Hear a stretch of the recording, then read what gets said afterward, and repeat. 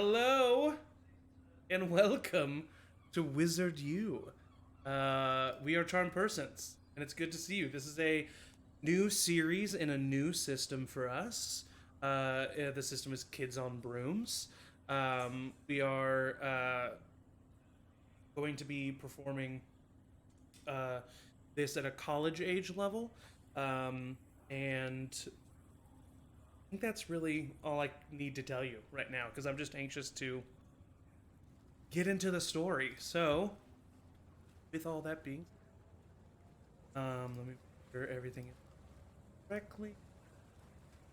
Okay. So,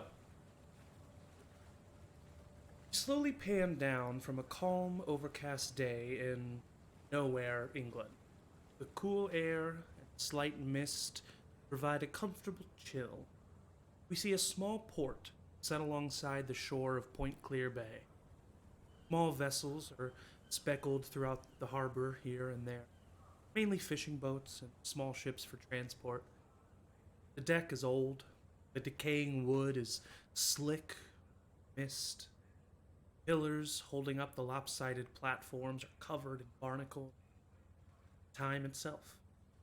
We see a figure striding down one of the platforms. They are dressed in finer clothes than those around them and walk with a purpose. They approach a man wearing a dark navy blue coat, pulled tight at the collar. They discuss just outside of a small fishing vessel, alone on this part of the docks. The name spelled out chipped in blue paint on the side is Lantern. The figure nods to the man in the navy coat, and as they step onto the lantern, their visage simply disappears. And so, Anderson, you find yourself not too far away on this same dock. You were directed to come to Port Huffington and to look for the ship known as the Lantern.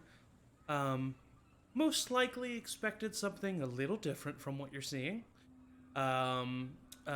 This definitely seems to be like everyone is just kind of looking at you when you pass by. It's very much like this is a small town of people who know each other, and they don't know who you are, and they can tell.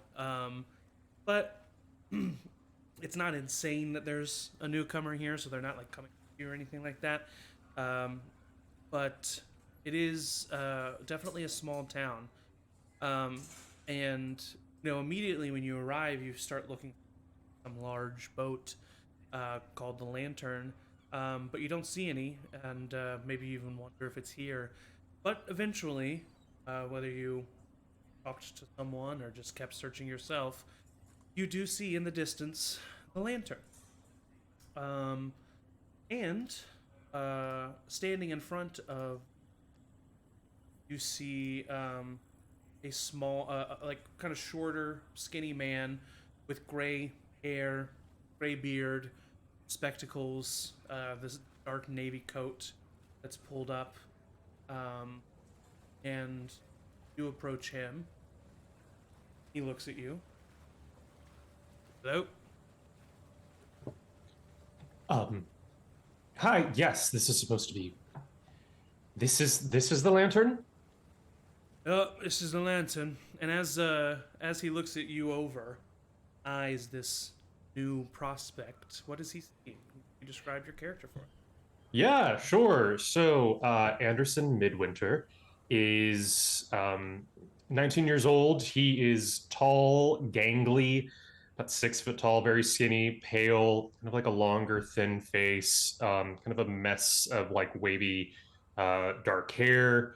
Um, he has some glasses that are like tucked in into like his shirt. It's like a nice leather like messenger bag kind of thing across his chest. General just looks very neat. I think probably standing out because he looks like a little too clean and pristine for this environment. Everything just looks very carefully put together. This is the lantern. Who are you? Midwinter, Anderson Midwinter. He pulls out like basically like a pocket notebook. like very small, casual. Flips through a couple pages. Right on the boat. That's it. Yeah. Great. Walk onto the boat.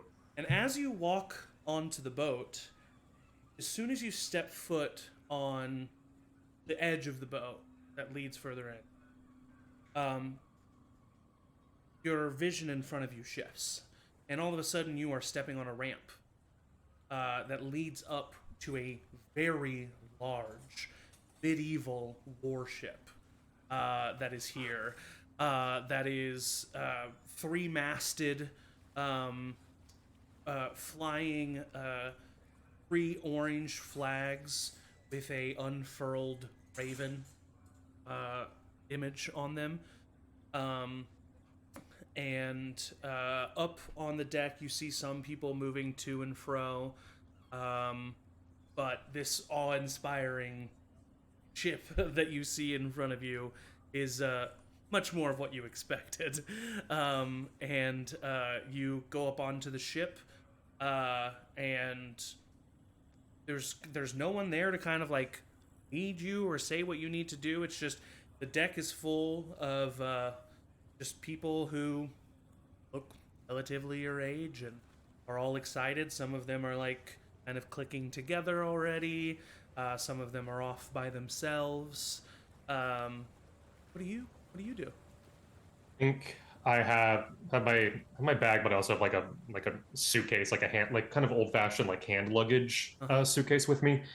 And I probably just do the awkward thing at parties where you just kind of walk around Yeah, thinking like you're going somewhere, but you're just kind of meandering. And I think I just kind of do that.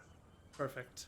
Um, as this is happening, we cut away and we see Mr. Tanner on the deck of the port again, kind of tapping his foot. And he looks up and kind of acknowledges another figure that is approaching. Jamo, would you like to describe your character? Yeah, my character's name is Vivian Goldspeck. Goes by Vi to something. Um, she is a very small, mousy, unopposing woman that is generally kind of draped in a cloak or a jacket and always kind of covered in some way. Um, Usually dark colors to kind of even more play into the unopposing and just kind of wants to melt into the background almost. She likely has a notebook out in front of her that she's been reading about the steps she needs to take to find the lantern, to get to the lantern, what to do next. Um, and so she's holding that, looking down and up at it, at everything to make sure she is on track and heading in the right direction. She also has a kind of short and pudgy crow on one of her shoulders, um, that if you watch her for only just a couple minutes. You'll probably see her whisper to occasionally. Um, and yeah, that's what Tanner would see as she approaches him with the conclusion of this is where she needs to be after she's checked all of her notes. Yeah, you approach Mr. Tanner and you immediately see him kind of like look in annoyance at the crow. Um, and he looks at you. All right, who are you? Oh, Vivian Goldspeck?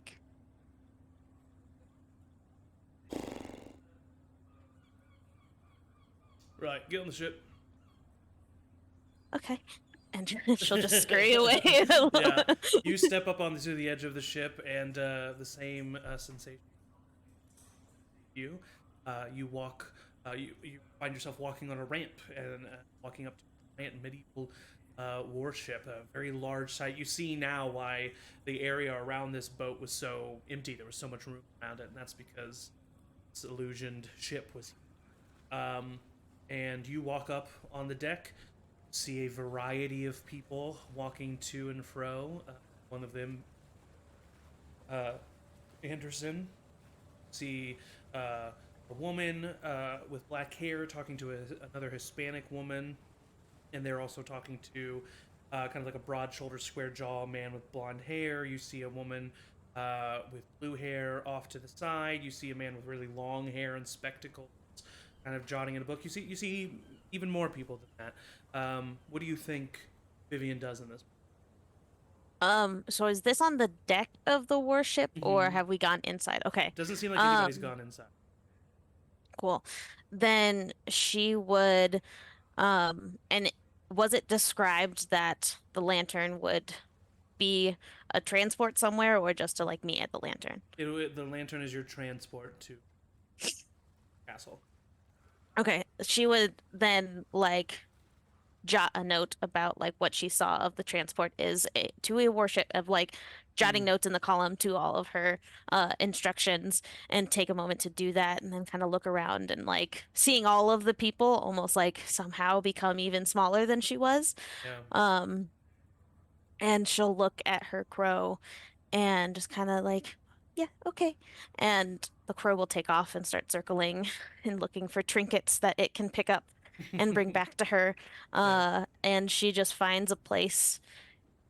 Basically, what she will discern is the spot away from most people Okay. of just kind of secluding herself and watching Samira fly around or Mhm. taking notes on Z- the people and she is it Za or sees. Samir? I forget. Za, right? Samira. Okay. So, yeah, wonderful. And as Samira takes off on her flight, we cut back to Harry Tanner once more, as he is just waiting, his knee up on the edge of the boat, his hand in his hands, and our last student approaches. Emily, would you like to describe your character? Yeah, Remy Ward is very cool, collected, um, kind of like thin, angular face, very pale, like mess of blonde hair on top of their head. Um, and but well dressed, but somehow still unkempt. If that makes sense. Yeah. Um, and definitely has like knows exactly where to go and paid attention and like studied before so as to remain like in the know and cool and collected at this moment. Okay. So you approach and he looks at you. Hello, who are you? Remy Ward.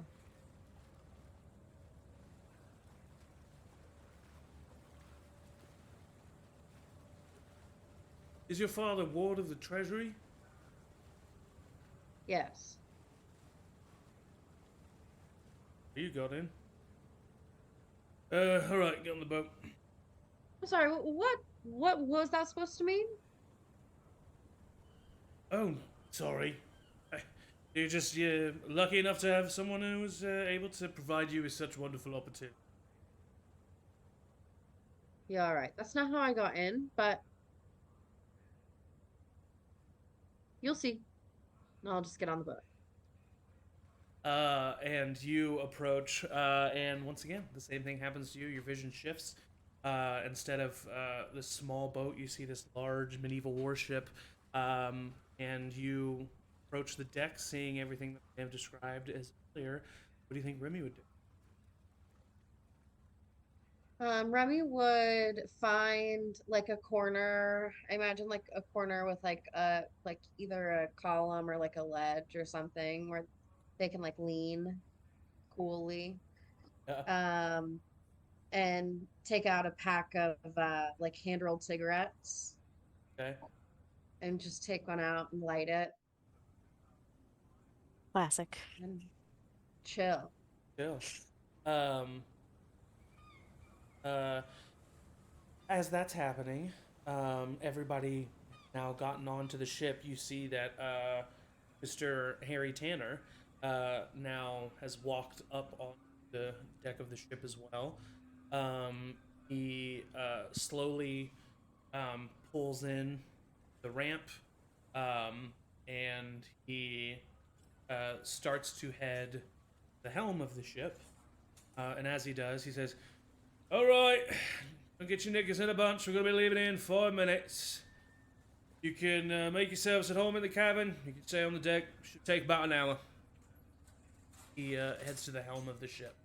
Um, Do any of you do anything in particular? In actual world, is this modern times? Like, would we have any technology with us? Would we be Um, asked to leave that? you would definitely. So yeah, my thought process was I didn't really want to put like a specific year on it. It could be Sure. anywhere between like, but it's like it's definitely before, um, like modern cell phone technology. Okay. So it's like anywhere between like the 50s to like the mid 90s, like kind of anywhere in there, just kind of in an amorphous place, especially like with rural England. It's like, it's even if it was further in time, it's a little bit more back in time. But yeah, they highly encourage you to um, leave items of the modern world away, other than like Gotcha. clothing and stuff, of course. Sure. And actually, as a matter of fact, you would all know this already because you act to come here.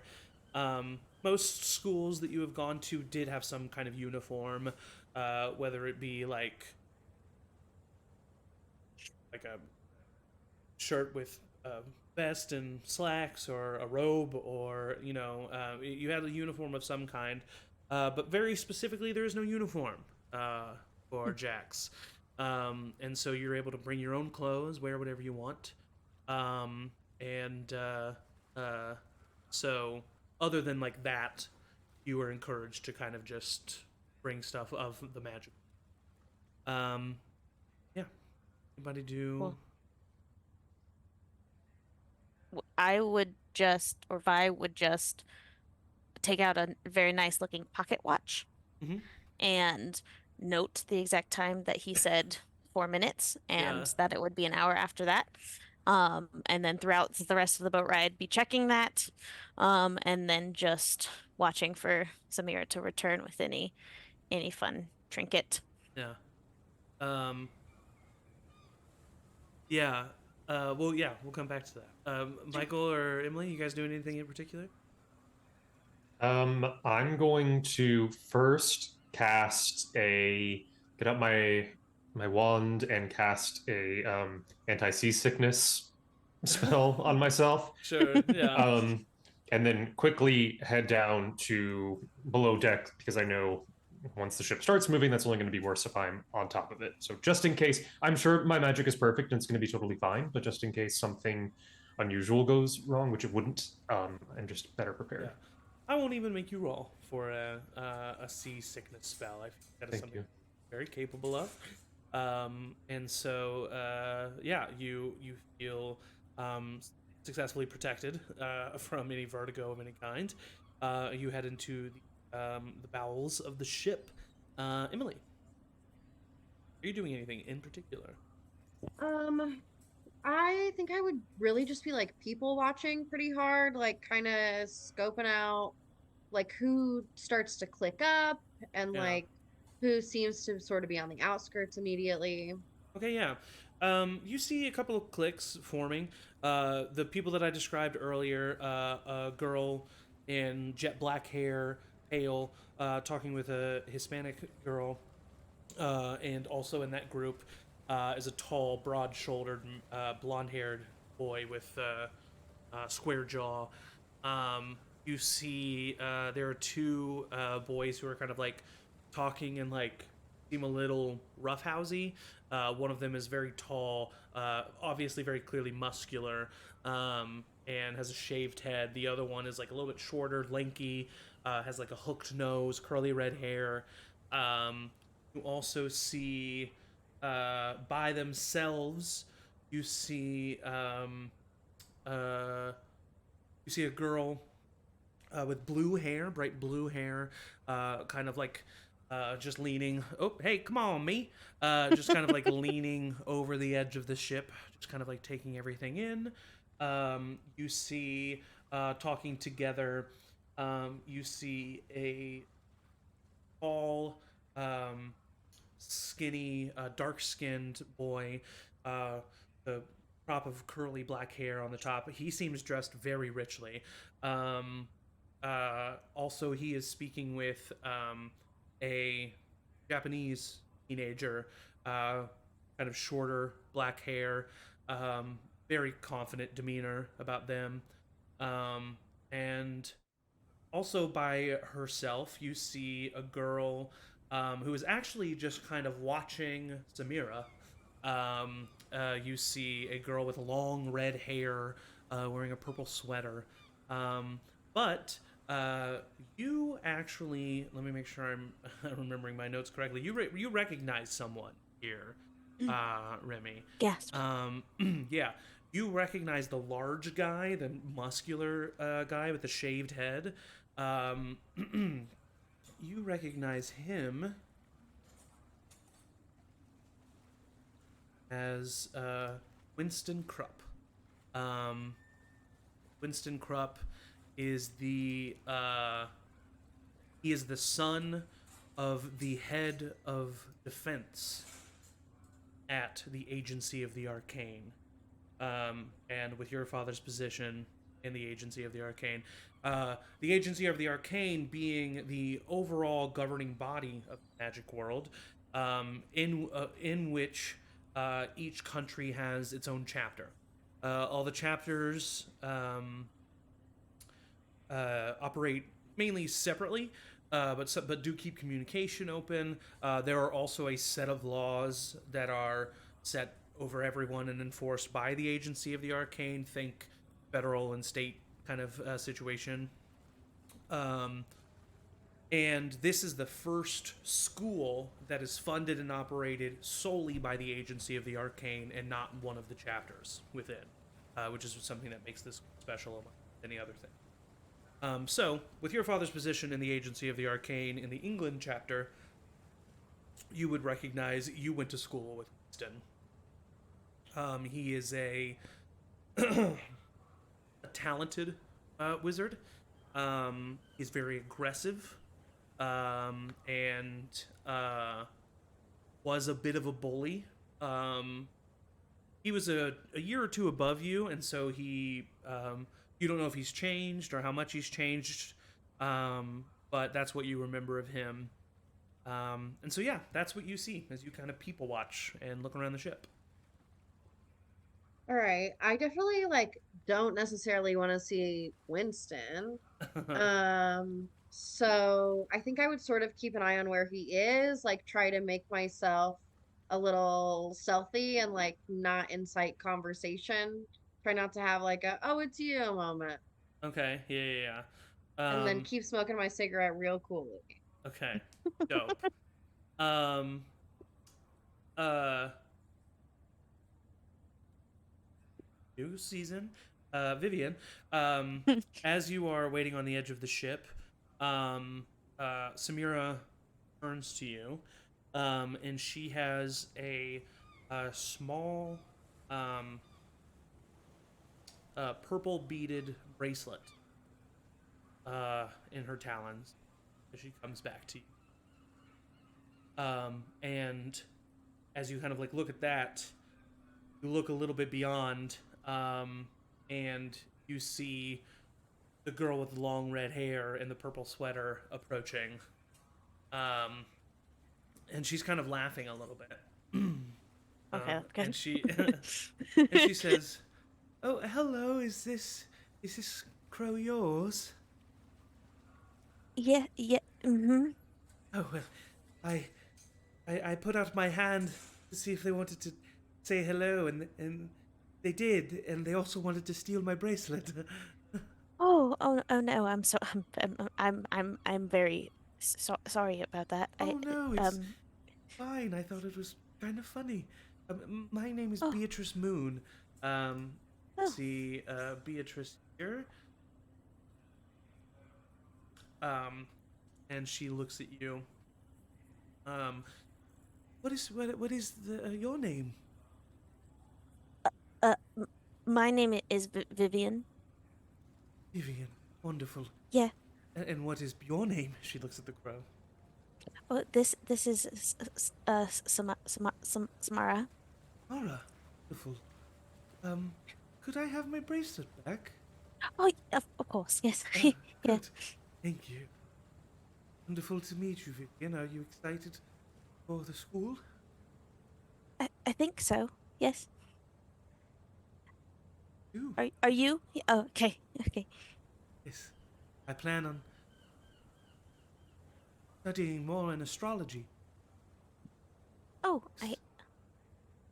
that is a very interesting subject. Yes. My mother Yes. is an author, you see. Bella Oh, Moon, maybe you've heard of her, and you have. okay. Bella Like have Moon. I? Bella Moon is a fiction writer in the magical world that basically just tells tales of myths and legends in the magical world.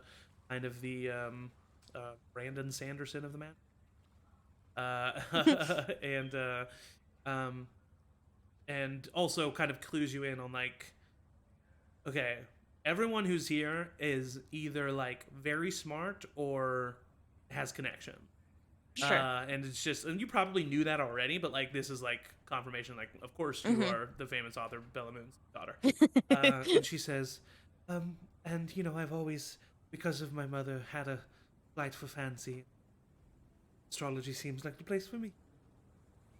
Yes, I enjoy her books. They are enjoyable. Good. Um, well, it was a pleasure to meet.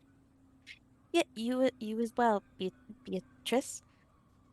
As soon as you shake her hand, Oh no. um, your vision flashes, and you see Beatrice on a stone floor, blood pouring out of her nostrils and her mouth, her eyes wide with fear, her jaw clearly dislocated by the length that it is protruding down from her mouth and twisted in a wrong direction. Her skin wrinkled with the stretch of her mouth having to do so. And she is just staring at you in this vision as if you were looking over her. And then you're back. Beatrice looks. Oh, well, wonderful to meet you. Have a good day. He walks off to the side. And Vivian like has basically a panic attack and Yeah. with I think some of her vision's not usually being to that level, but some still anxiety inducing. Um almost as like a service animal would, Samara kind of like pinches her ears, like kind of does physical things to kind of bring her back into her body and Yeah. calm her down. But for like a good minute or so, she's just kind of heaving and trying to Yeah. control her breath, Yeah. on tucked away, hopefully in a corner where no one can see her. As you are reeling from this incident, rightfully so, the ship lurches and starts to move forward um, and up. The ship begins to rise in the air, just gallons of water falling off the side as it rises in the air. Pretty much everybody that's on the deck of the ship, no matter how cool you are, takes a moment of like, oh, and like steadies themselves, not expecting the ship to fully take off. Um, and I mean, even you inside, Anderson, you would still like, this is not, we're not floating out to sea. This is something that's a bit different. And as you rise up into the air, you start to have the clouds surround you, and some of the students begin to cheer with just the excitement and revelry of what's happening. But pretty immediately, it does get a little cold.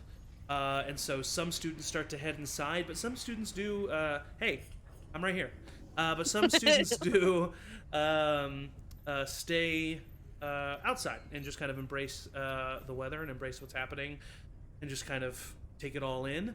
Remy, what would you do? Would you head inside or the ship, or would you stay out on the?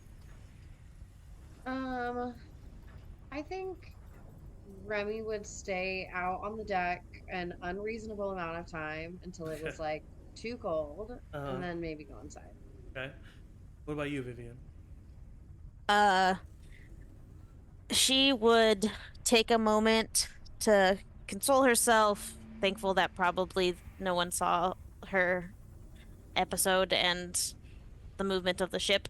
Yeah. Um, distracted enough people, she would note exactly what time we departed to know that an hour later we will be there. Yeah. Um, and I think she would maybe spend only like a couple more minutes to let Samira fly around. She would tell her, like, you can't, we're back to school now. You can't just take things from people. You have to take things that are discarded or without an owner.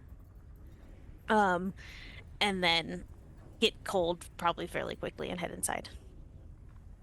Um, as you were already down there, Anderson, um, kind of laughing down is the pale black-haired girl, the Hispanic girl, and kind of very handsome, stereotypically, boy.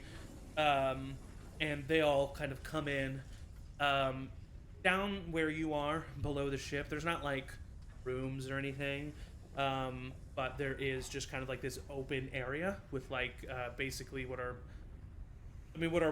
basically picnic tables, but like actually built into the wall. So there's like a series of tables with benches on either side.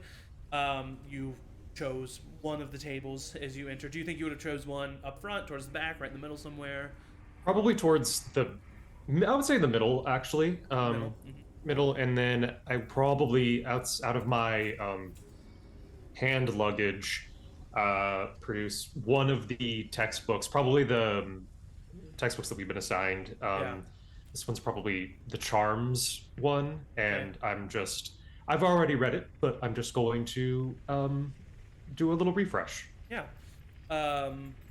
As you are sitting there and reading the Charms textbook, the girl with the jet black hair approaches you. The other two kind of trailing behind. Give me.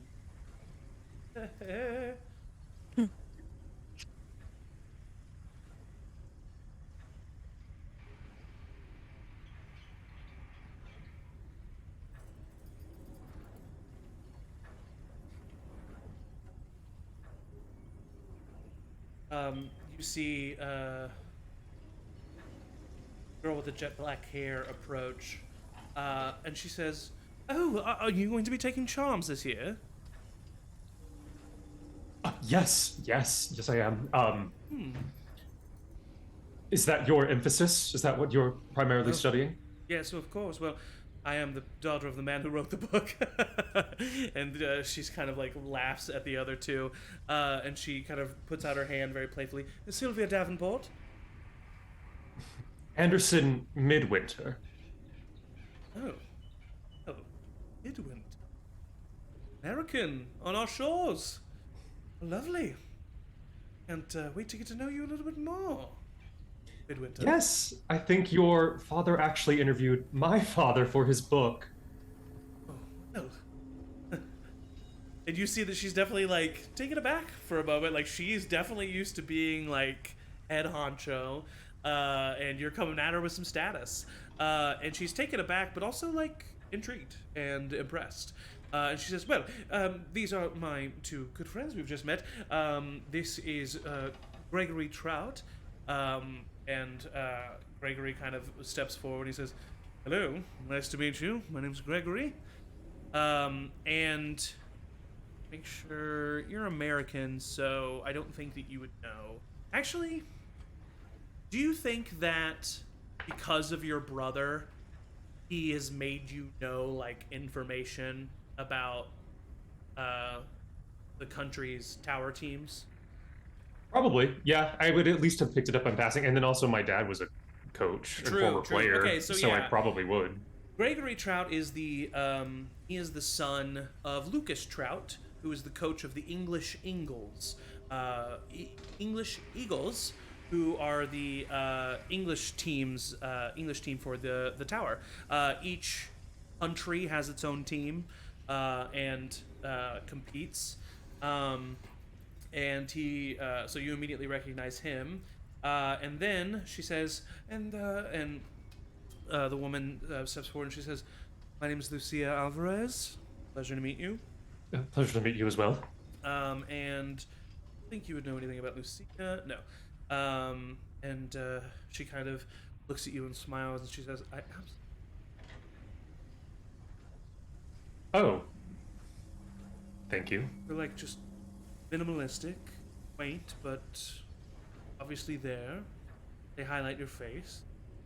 They're good. Thank you. Are you also American? Yes, I suppose you could say that. South America. But raised in America for most of my life. Where did you study? I studied at Samhain. Oh. Did you? I don't Yes. think I... Do I recognize her? You don't recognize her, and it's in that moment that you realize, although she is quite young, she's a good 4, maybe 5 years older. So she is definitely, she would have been more so in your sister's class? Brother's class? Yeah, Okay. sister. Class. But yeah, she kind of has a mysterious air about her. She's definitely seems to be unashamedly just kind of like eyeing you up and down. And then Sylvia kind of laughs and says, "Goodness, Lucia, put on your pants, why don't you?" And they all kind of laugh, and without asking, they sit at your table. Turn to Gregory. Uh-huh. So, I'm assuming you're the Trout of the same English? Yes, my Sounds- father is Lucas Trout, yeah. Yes, I think our fathers probably played each other in a match at some point. Really? Your father plays? One of them, I have 2 fathers. Grant Trout. He's retired, but he was formerly on the American Grant team. Midwinter, I'm assuming? Yes, Grant Midwinter. And my brother, Brandon, currently plays. Oh, Brandon Midwinter. Oh, of course, Midwinter. Your brother is quite the talent. Yes. Have you, will he be visiting you at all? You're here in, Jax. I don't know. Maybe. He has quite a busy schedule, but he does write often. I tried to get his autograph when he was at the English Ingles game last, and bugger slipped away from me. It's not hard. Or that is a hard thing to do. He's very in demand. Well, I think we're going to like Mr. Midwinter. What do you think, Davenport? And Sylvia kind of laughs. I'm going to agree with you. And Lucia just kind of chuckles. While all this is happening, Remy, you stay outside for a long time. Oh, actually, well, Vivian, you would, because you're going to go in first. You walk down inside. By this time, as you walk into that room, you see the table of those 4 talking. You see the table of Winston Krupp and his lackey, it seems. The 2 of them are together. You see a table where the dark-skinned guy and the Japanese teenager, the 2 of them are talking, and joining them is a long-haired man with glasses who's kind of writing in a journal, not paying as much attention. But that's who you see in here. Do you grab a table by yourself? Do you join any table? If I can get a table with either like 1 or 2 people or no one at it, I would probably go there. Yeah, you can get a table First. with nobody. Yeah, and then I would definitely choose a table with nobody. Yeah. And then once I'm inside, like more surrounded by people, I did choose the like psychic link with my familiar. So, I'll start that connection and just let Samira know, like, now that we're inside, just hang out. Don't go searching for trinkets. The way that I'll kind of narratively describe the psychic link is you don't hear a voice back from Samira, but you very easily, even if you weren't actually looking at her, it would almost be as if you were speaking with someone who's is very you can like this all of a sudden this crow is incredibly the opposite of Expressive. less expressive. Thank you. Okay. Is incredibly Expressful. incredibly expressive and animated. And so when you say that, you just kind of see her like roll her eyes and kind of look off to the side. But then she like nuzzles up, kind of like under your arm and just kind of like sits perched. I'll give her some like little scritches and then take out some like trail mix with some dried fruits and nuts and Yeah. give her some of it. She starts going at it. I mean, obviously, she's a bit chubby. You know the way to Samir's heart. Yes. And it's through trail mix. Remy, you are heading back inside, and as you are, kind of like sitting on the edge of the ship, with her knee up to her chest, is the blue-haired girl. And she kind of like lifts up her head from her knees, kind of smiles at you. She says, "Hello." Hello. What's the mood in here? Oh, down there? I wouldn't know. I haven't checked. Hmm. I much prefer Are we the. still outside right now? Yeah. Are you cold? Yeah, I suppose so. But I don't know. It's a bit more peaceful out here. Are you going inside? I don't know. I kind of agree. And I'm gonna reach in and like open my pack of hand-rolled cigarettes and offer her one. Oh. Kind of grabs it. And you see her start to smoke the cigarette, and immediately he's like, You don't have to. "No, I do all the time." All right. So, my name's Talia Gray. Who are you? Remy. Remy. Wonderful to Remy Ward. meet you, Ward. Mm-hmm. Is your father the ward of the head of treasury? Yes. My mother is the head of history. Oh, well, what's her name? Tanya Gray. Of course, yeah. I've never met her, but heard her name. I'm surprised we haven't met before. Oh, well, I kind of skipped a few years. Oh. And then I was able to not go back. And what she means, by the way, she didn't like skip grades. She like dropped out basically. Yeah. And then is now coming back here. Yeah. I was away for a while, kind of. Well, I went on a non-magic sabbatical, joined the modern world. Left magic for a few years. Why? Well, I don't know. Us magic users, we get so hoity-toity about the non-magic, that is the term used to describe magic people, just non-magics.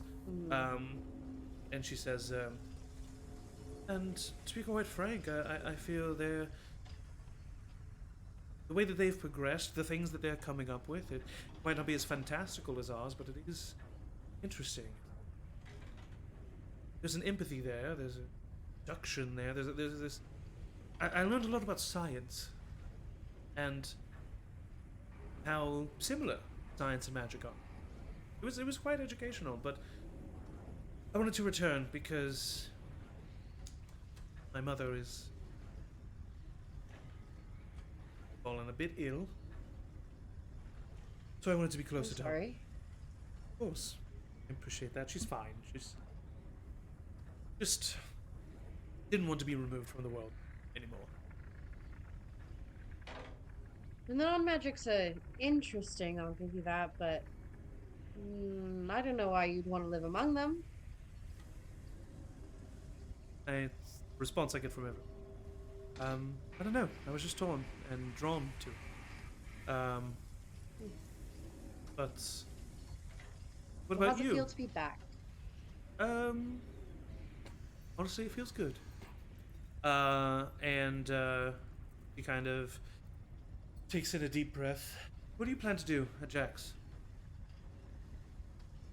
Oh, make something of myself. Yes. I don't know. There's no plan.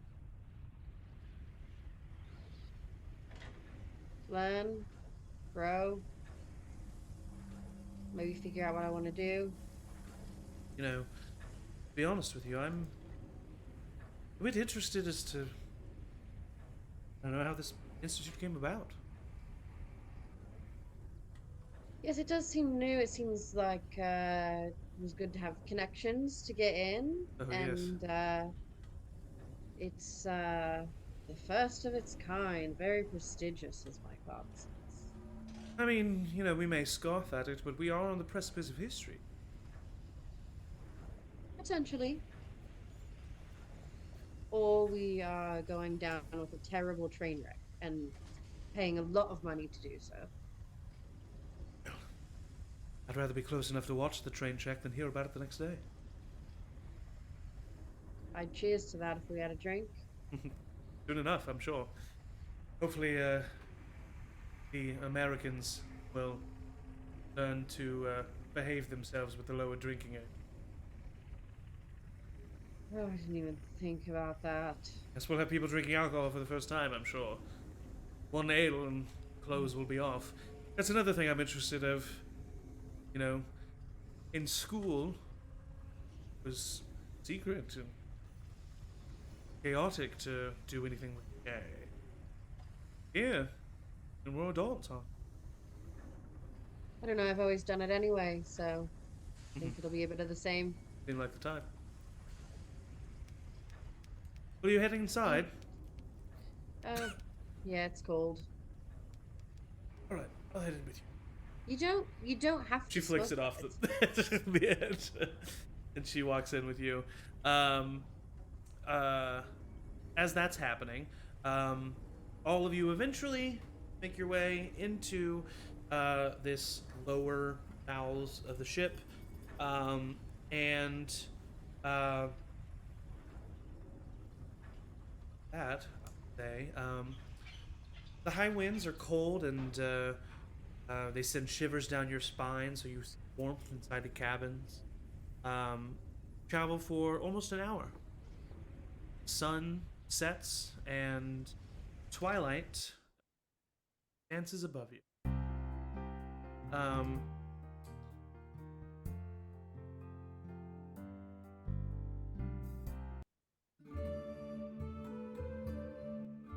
And twilight dances above you. Then, in the distance, you see an epic silhouette of a castle. Strong and stoic atop a hill, it is surrounded by forest. Stone blocks that make up the castle are ancient, worn, some overgrown with moss. It is a historical place with a brand new purpose. You pull up next to the top of the highest tower, and Mr. Tanner brings the ship to a stop. Ship stops moving. All of you, some of you get up and immediately start to go. Some of you kind of sit around. But eventually, from the deck of the ship, you hear Mr. Tanner's voice. All right, gather your things, get off my ship. Make your way through the double doors and down the stairs. And all of you, eventually, as you get up and go down the ramp onto the actual tower of the ship, you see kind of like a little, like in Star Wars, those like helipad things where people would land and stuff. It's like kind of like that, except the top of this tower. As you are approaching, let me do something real quick.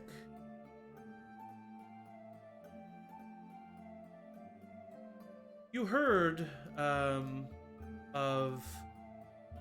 the 4 houses of Jack's. And as you approach, you see the banners of each of these flying high. First and foremost, you see the banner of House Roar, a gray flag with the silhouette of a bear embroidered on it. To another side, you see the symbol of House Vine, green flag with growing vines crawling up and around it. The next banner that you see hanging in the sky is a red banner with a silhouette of a hawk on it.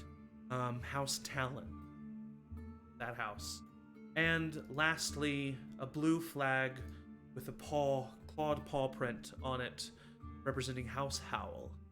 And you see these 4 banners, and everybody kind of like murmurs amongst themselves a little bit, like, this is cool, what's happening here? And as you all head down the stairs,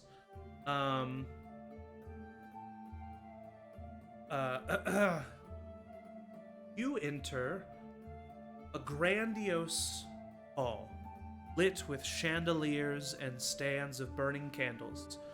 Cathedral-like architecture towers over you in a beauty of precision and history. The walls are lined with ornate stained glass windows that you can imagine come to life in the light of day. Rows of benches line the main floor that face the stage. On this stage, you see approximately 15 faculty members, anxiously awaiting your arrival. At the head of them, standing behind a wooden podium, is a woman with black hair graying, tied up into a bun, sporting a flowing orange dress. Her voice amplifies and appears over all of you. Hello, students, one and all. Welcome to the Jackokent Institute for Higher Magical Learning. I am Headmaster Lila Green. I'm sure some of you have heard of me. And I am incredibly excited to be the headmaster in this inaugural year of Jax. Please find yourselves, sit amongst your friends that you've just made, and you see that there actually are some other people that are already here. Your ship was not the only ship that came here.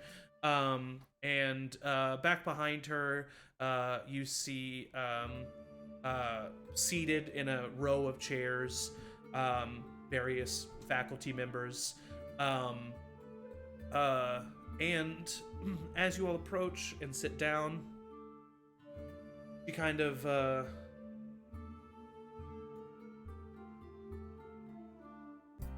nope. Why does that one keep wanting to play? It loves me. Kind of nice though, right?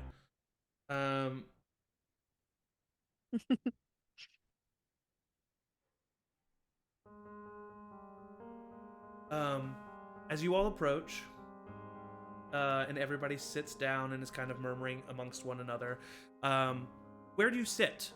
You find a group to sit with, kind of sit off to the side, you sit in the back, do you sit in the front? Where do you sit? Michael, let's start with you. I sit at the very front row as close to the professors as I can get. Okay, what's your trope again? Teacher's pet. Oh, okay. Yeah. Just making sure. Remy, what about you? Where are you sitting? Remy would try to be like next to the back row, like leaning on the wall, like as though there's overflow and not enough space left. Gotcha. Wonderful. And what's your trope again? The charismatic slacker. Okay. Yeah. That makes sense. Vivian, where are you sitting? Very back corner in the most empty table. Okay. Wonderful. I would ask you what your trope is, but I guess the reluctant part makes sense, and the oracle part we saw earlier.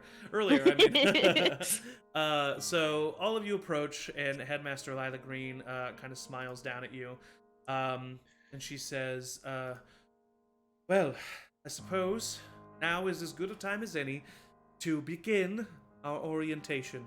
As all of you know, Jackokent Institute of Higher Magical Learning is a new project of the Agency of the Arcane.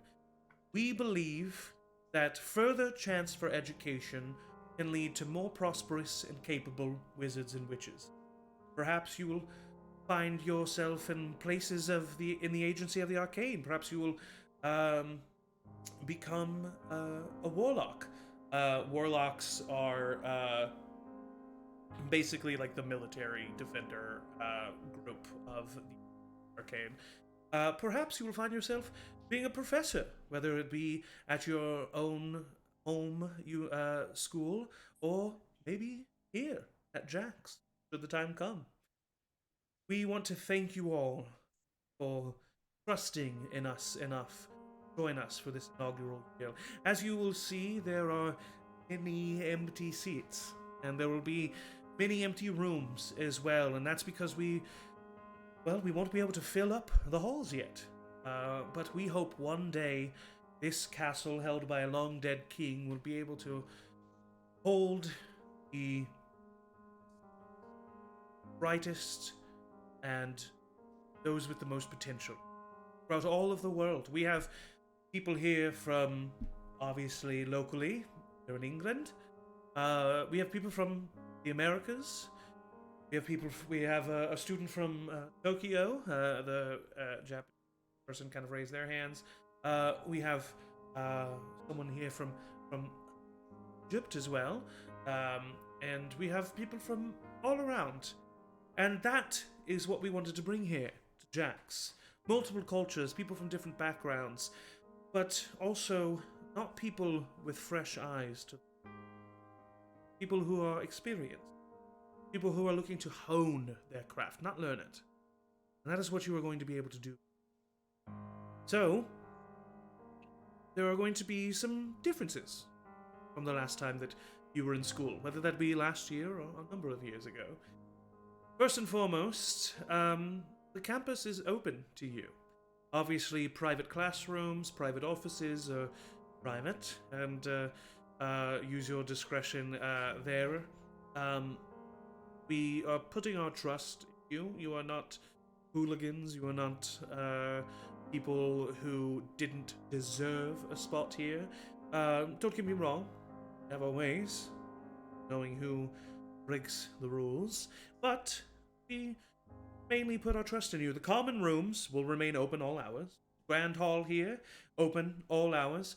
There will always be a team that can give food, sustenance, kind. The library is open all hours. And the majority of the campus is yours as you see fit. If you do not want to take advantage of your classes that you have either paid good money or spent a lot of time earning your place here, then that is your problem. We are here to provide you with the opportunity to hone your craft. If you do not want to take advantage of that and miss your classes and hang out in the common room, well, so be it. We are not going to be your babysitters. You're adults, all of you. And we expect you to behave like that. Also, there is no uniform, as we informed you in your welcoming letters. So you are able to dress however you would like. There are obviously boundaries, but just, once again, use your discretion. Use your common sense. I'm sure at least some of you have it, and then they kind of chuckles throughout. But tomorrow is when the first day really begins. Tomorrow you will have your first class. All of you will be joining Professor Durand in defense against the malicious magic. And Professor Durand kind of stands up, and you see tall man, silver hair, silver beard, with kind of a black coat with collar high. He stands up very abruptly but respectfully nods, and sits back down. And throughout the day you'll meet your other professors as well. But before we can get into any of that, or we can get into the celebrations of the evening, celebrating this inaugural year, well, we're going to have to sort you. There are houses here in jacks, as you have been made aware. Each house is a house that represents certain aspects of humanity, certain aspects of your personality. Those that are at the surface, those that drive you, those that are your motivations, you will find yourself given the given house that reflects that. To give you a brief overview, Professor Durand is, and he stands back up. Professor Durand is the head of House Howl.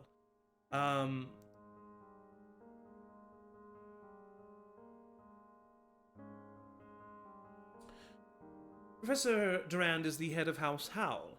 House Howl is for those who are outwardly confident, intelligent, determined, but also loyal to those in their tight group. It might take a bit to get in their group, but once they're there, they're with you, and they like working with their group. House Talon, and another professor stands up in the back. Black hair, graying, clean-shaven, thick eyebrows, square jaw. You recognize him from the picture on your book. This is Professor Titus Davenport. And she says, Professor Davenport, he is the head of House Talon. House Talon is where those who are cunning, clever, ambitious, self-reliant, that is where those people will find themselves at home. See, like, some people, like, looking around at each other, like, that's gonna be me, blah, blah, blah. Professor Ivanka, and, Professor Ivanka steps forward. You would know from your schedule, Vivian, that Professor Ivanka is the Professor of Divination. And she steps forward. Professor Ivanka is the head of House Vine. Empathetic, caring, nurturing, resourceful. Those people will find themselves housed in House Vine. And lastly, but of course not least, Professor Pettyworth and an older man, balding, with a stoic face, stands up, Professor Pettyworth, and she says, he is the head of House Roar. That is where the most loyal, protective, aggressive, and stalwart people will find themselves. Obviously, is this putting you in a box? Perhaps.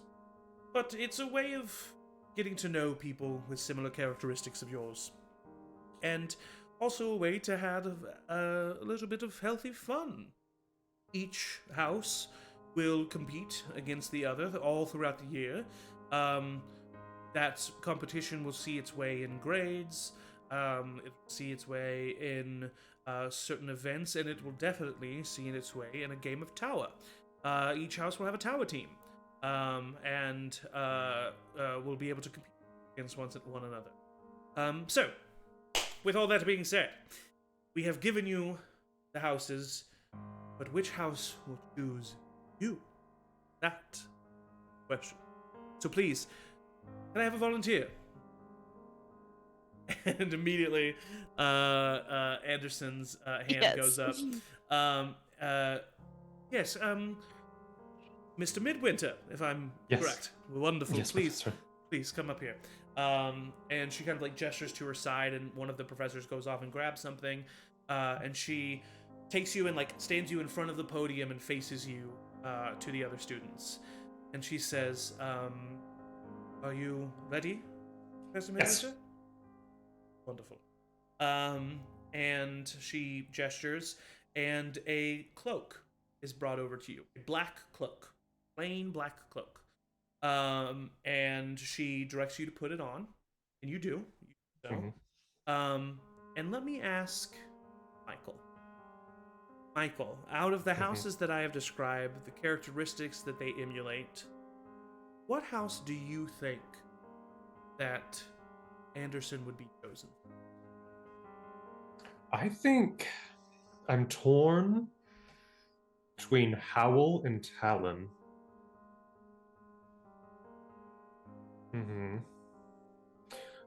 Because Howl's first thing is more confidence, I'm going to go with Talon. Okay. So, As you are standing there, you put your arms out, and the sleeves of the robe become feathers that kind of appear on you, and Dope. the blackness gets slick almost, kind of like the coat of a raven, and you see feathers come up. The robe gets kind of a fur color, but it's not a fur collar; it's made of feathers, and all the people in the hall kind of. And she says, well, looks like we have our first member of House Talon. Everyone, please give a round of applause for Mr. Midwinter. And everybody kind of like nods and, takes it in. And she directs you to a set of benches that are marked House Talon members. Says, I look forward to seeing what you're capable of in House Talon. And as you're walking by, Professor Davenport says, as am I. He kind of looks at you and gives you a smirk. Yes, sir. And then she looks back. Another volunteer. Another hand goes up. Sylvia Davenport raises her hand. She walks up, is taken through the same process, and her cloak turns into a cloak of feathers. A feathered collar, and she walks by and kind of like curtsies in front of her father, who gives like a slight chuckle, and then she comes over and joins you and puts her hand on your knee, and says, well, very excited for what we're going to be capable of. You do anything in response? Please move your hand. Oh, sorry, I'm just being friendly. And I apologize. I'm a bit of a flirt. It's fine. It's fine. No, just I respect touching. your boundaries, of course. Thank you. Yes, Thank you. no problem. And she's like, just like water off a hawk's back. She lets it go. And she asks for volunteers again. Do either of you volunteer? Or are you guys both? Yeah, okay. I think you two are probably gonna be the last two. I would say I think Vivian would be afraid enough that like the last one would get almost as much attention and focus on them as the like first. Uh-huh. So she wouldn't want to be last, Okay. but she wouldn't want to be. She'd want to be in less like 10. Okay. 5 to 10 is where she would land. Gotcha. So would you like, are you trying to be last, Remy? I think Remy would try to be like second to last. So you're both trying to be second to last. Perfect. I will say if there's enough awkward of a pause when no one's volunteering, if it does come down to like the two of us, Vivian would volunteer just to stop the awkwardness and be uncomfortable. So yeah, I think that the way it would play out is that you would realize kind of like at the third to last that you needed. So Vivian will go, and then Remy, and then there'll be after you. But Vivian, you approach. Multiple students have been chosen for multiple houses. We'll go over those that you know here in a minute. But you approach the stage, and she looks at you and she says, Vivian, correct? yes. Wonderful. Ready to find your house? Okay. And she puts the cloak on you, and I will ask you, JMO, out of the houses that I provided, what the characteristics that they emulate, what house do I'm very torn. you... Okay.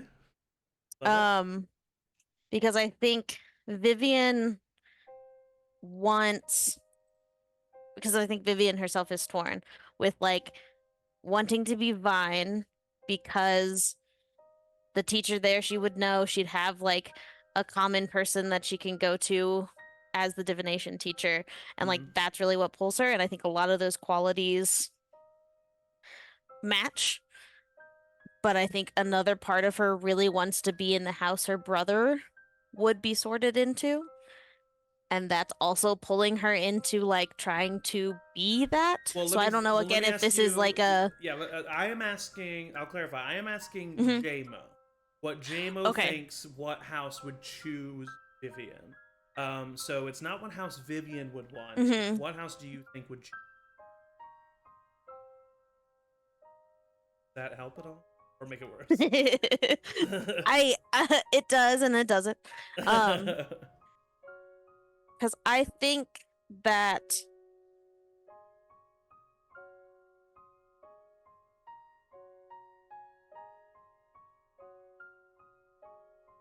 then I think House Howl would choose Vivian, Okay. and it would be a shock. Okay. So the confident house. Okay. Yep. Well, you step forward, and as you do so, the cloak around you begins to basically become like a large fur coat. You get a collar as well. The end of your sleeves have it's decoration, but they're made to look like wolf claws coming out of them. Sure. And you realize that you have been House Howl. What do you think Vivian's reaction I don't think she'd be able to mask her surprise at all. Okay. And also kind of mixed with a little disappointment. Uh-huh.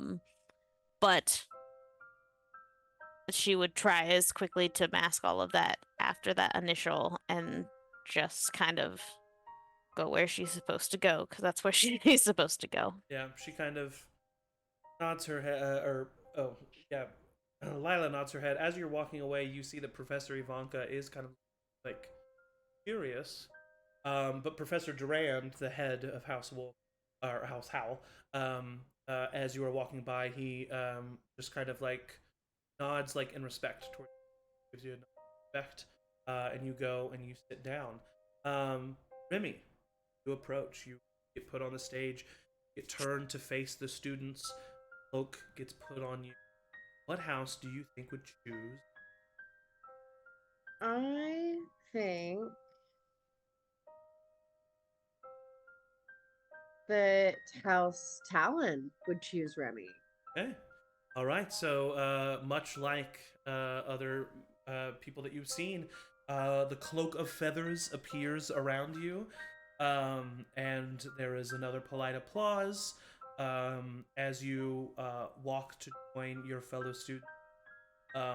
Professor Davenport smiles slyly at you and nods his head. And then the last person comes up, and then everybody is sorted into a house. And I'll let you know the people that you've met, what houses they got sorted into. So the dark-skinned teenager from Egypt, his name is... actually, I'll just go ahead and show you these people now because you've been introduced to them by name.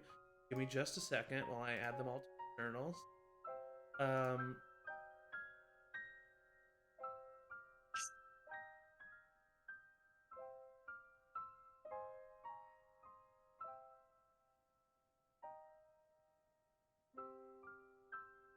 Beautiful guy. It was gorgeous. Stunning. The dark-skinned teenager from Egypt steps forward, and his name is Eli Fidel. He is sorted into House Howl. And along with him into House Howl is Lucia Alvarez. There as well. House Talon has Sylvia, as we know. Also Gregory is put into House Talon. And the Japanese student, which we haven't met yet, Vix Kato. They are, they them pronouns, and they are sorted in House Talon. Next, we What have... about Winston? Oh, sorry, I didn't know you weren't done. My bad. You're good. Next in House Vine, we have Beatrice Moon, Samuel Pippin, very long hair, glasses, kind of to himself a writer, it seems. He is sorted into House Vine, And much to his chagrin, he definitely kind of makes a stink about it. Albie Waters, the guy who's been hanging out with Winston Krupp, he is put into House Vine. Um, and then last is House Roar. That's where we see Winston. Winston is sorted into House Roar, along with Talia Gray. Talia Gray is also sorted into House Roar. And those are the people that you know. There's a few other students here and there, but they don't seem interesting to you. So, so you don't Like bother to get to know them or pay NPCs. attention to them. They are extras. So yeah. Everybody gets sorted into their houses. And then after that, you are taken to, well, actually first, Headmaster Green, she says, well, I hope all of you are pleased with your houses. If not, I'm sure you will learn to be. There is a reason you were chosen for your houses, after all. A magical one. Magic is always right, isn't it? So please do mingle amongst yourselves, but also this house competition, this sorting is meant to be a stepping stone. Do not find yourself only within your house. Mingle amongst others. Get to know everyone here on campus. But the heads of each house will take you to your common rooms, where there is alcohol and other refreshments, as well as some food for you that has already been set out. Speaking of, as this is a college, a university, if you will, and we are in jolly old England, you are able to drink, and this is a thing that you are able to do. We ask that you do so responsibly, and once again, we have our ways, so just use your common sense. Tomorrow, you will begin your first day of classes, and we will learn exactly what this inaugural class of the Jackal-Kent Institute for Higher Magical Learning is capable of. We're counting on you. This is so new to us all.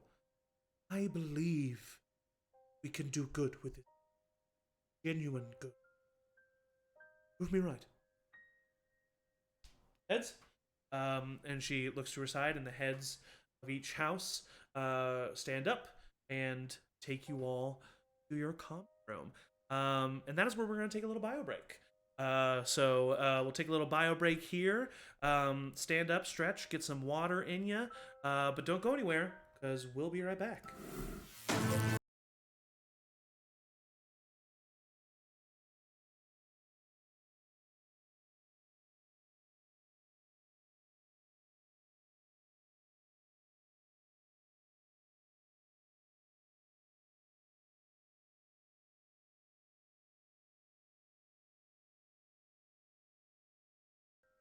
Hello! Welcome back to Wizard U and Charmed Persons. Let's jump right into it. We have been sorted into our houses, and I'm still here. I'm right here. I'm up. Come on. Emily's camera focuses on the dragon behind her better than yours. Focuses just on you. Because I'm so expressionful. Yep. You've each been sorted into your houses, and you are now on your way throughout, by the way, what is known as Ravenview Castle. And you are heading to your common room. You're going to start with Vivian, heading towards the House Howl common room. Unlike certain shall not be named media property, these common rooms are not discovered in weird, crazy ways. They're just like rooms that exist. Sure. And you walk into a room. I guess it is crazy in the way that it's like, okay, that's the color scheme for sure. You walk in and you see a room filled to the brim with blue. Wow. Blue, Wow. and wolf decorations and things that like furs, and it's definitely like it kind of emulates a den. A wolf's den. And you walk in and everybody's kind of like, And Professor Durand speaks. He says, well, all of you, glad to have you. The House Hal, each and every one of you. You've been chosen here for good reasons. I personally think that House Hal is the best house, and Jack's, and I think we're going to be able to prove that. But, more than just your morale officer, I am your confidant. Should you need anything, should you have any issues, you can always come and talk to me. My door will always be open, member of House Hal. This is your place. Choose a room that fits you. And I think that's about it. Any questions? Wonderful. Have a good night. And he just like kind of playfully like turns on his heel and walks out the door. You are left in the room with various people.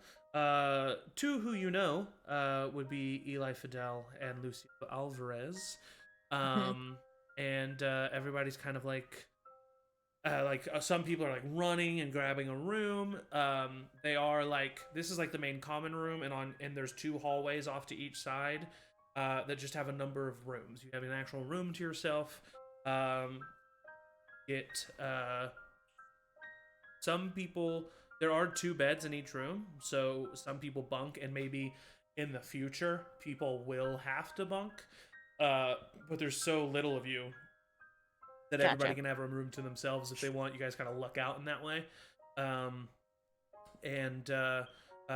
It's kind of like classic dorm room, split in half, bed on either side, chest of drawers at the end of that, a desk at the end of that, and then like it is a common lavatory, but it's nice, it's large, it's about the size of the common room.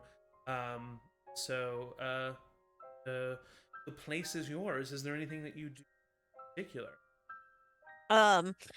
Vivian works up the courage to do one thing before she goes to bed.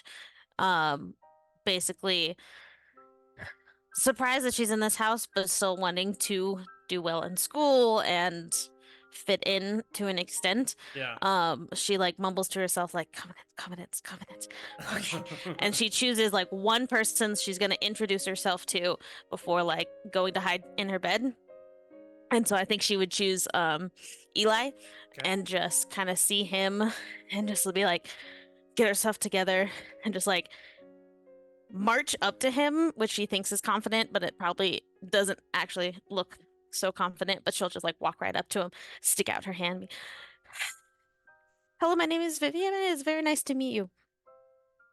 I'm not going to attempt to do an Egyptian accent, but he does have one. I would just sound like me. And he sticks out his hand. Well, nice to meet you. My name's Eli. Eli Fidel. And Vivian's pretty intelligent. You know what? You should get a roll in here. Gasp. Roll? So, let's see. Go ahead and roll a brains check for me. Okay. This is a D20 for me. Ooh. But I do not have any extras with it. Okay.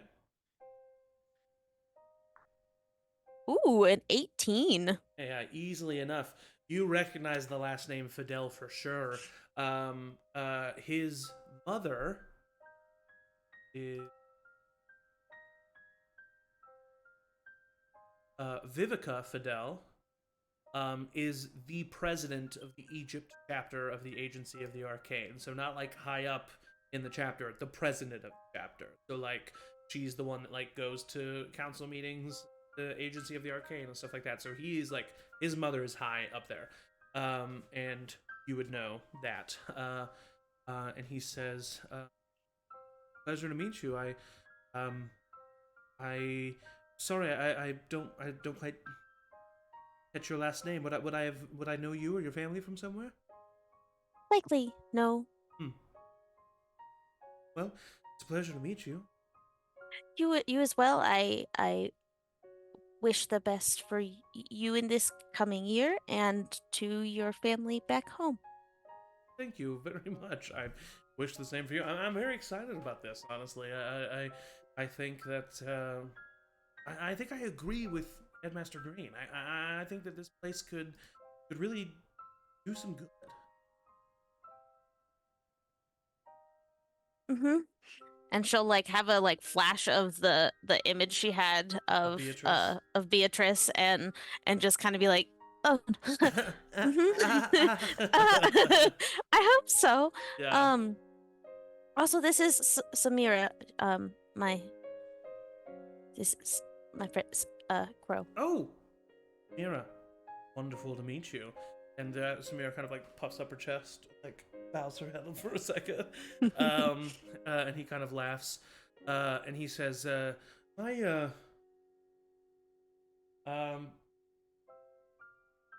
snake, snake," and bounding on your other shoulder is a small black cat. And it like looks at you and kind of like purrs and immediately starts like slamming its head into your head, like it almost hurts. And he goes, there, that's Snake. There he is. Oh, very nice to meet you, Snake. It like sniffs you and like, I mean, and this is say a lot for a cat. It gives you one lick on the tip of your finger as you like pose that. She like feels her hand, like, oh, that's a weird It's tongue. definitely a weird, definitely a weird sensation. Samira is frozen still on your other, Yep, that's fair. on your other shoulder, and Eli just kind of puts his arm out like this, and Snake crawls up around it and kind of like drapes around his shoulder. I needed to bring a little piece of home. Very much so. I understand that. And I feel I should also ask, does Snake eat birds? No, Snake eats what I tell him to eat. And Snake kind of just like looks real cute. Being innocent. No worries. Vivian is like does have like she didn't know it, a little tense, and then it kind of like softens a little bit of like, okay. I've instilled in Snake what is instilled in me. Respect for her. Good. That is an important quality to have. But I didn't make him vegan like I'm vegan. That would be incredibly rude. Likely, I don't know what a cat would eat if it was. Yeah, it's just like that's vegan. not in his name. Yeah. But Samira is vegan. But they are though. dried and put into like. Doesn't look good. Sometimes I give him. And the cat kind of like. So what are you? What's your main? What are your classes? Obviously, damn. Yes. Damn. Yes, that is a good shortening of that class. Yes. Yeah. But also summoning and divination. That's very interesting. That's great. Do you well, I'll see you in summoning. So okay. I'm in that class Good. as well. Yeah. But divination, that's very interesting. Have you do you have any interest in being a soothsayer? Or? Perhaps I don't have a plan as of yet. But it is a knack that I seem to possess. So Tell me how tomorrow's gonna go? give me your hand. He puts out his hands. And I assume she doesn't actually get a vision. Not right away, but you could attempt to access the magic inside of you and in a way cast a spell.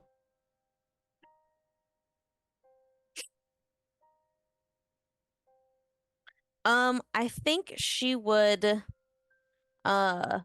based on her vision she had already that same day, not necessarily wants to have another vision with the potential of it could be similar. But I think she will have she cast like a kind of like light spell or a warmth spell of like something that like seems like she's doing something without actually trying to access any divination. Okay. Are you trying to fool? not directly, Okay. like, but if it does, it does. I don't think she would try to hide it necessarily, though. Yeah, go ahead and just describe what you. Not to roll anything. Just describe what. Great. Then I think I would stick with just like a warmth, of warming her hands, basically, which I think is a spell that she would know well of, just like in the cold of winter having something that kind of warms herself. And Yeah. so she would cast something like that to warm her hands, so there is a warmth that emanates from her, and then she'll open her eyes and say, "Oh, I think you are going to have a very good day tomorrow." Oh well. Very good to hear. Thank you. Mhm. I also think that your day is going to be mediocre. That's probably accurate. Yes. No, I kid. I hope you have a fantastic day. Thank you. He kind of like. I'm gonna go choose my room now. It was good to meet you.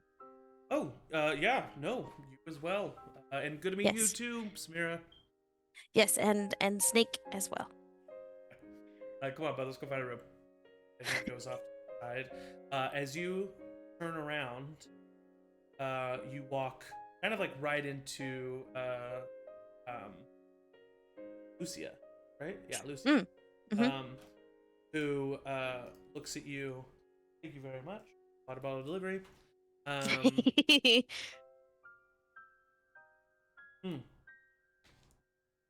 She kind of looks at you, your head. Divination, huh?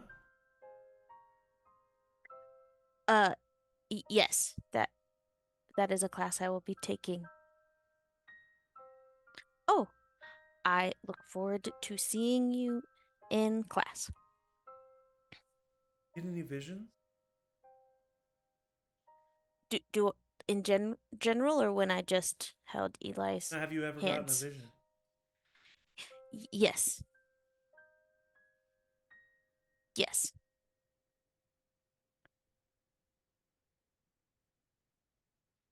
Gotten any visions? Not directly, no.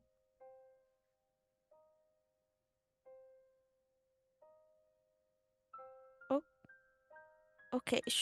Is there a concern about this place?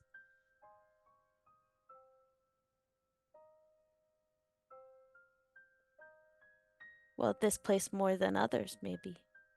Or more than other schools.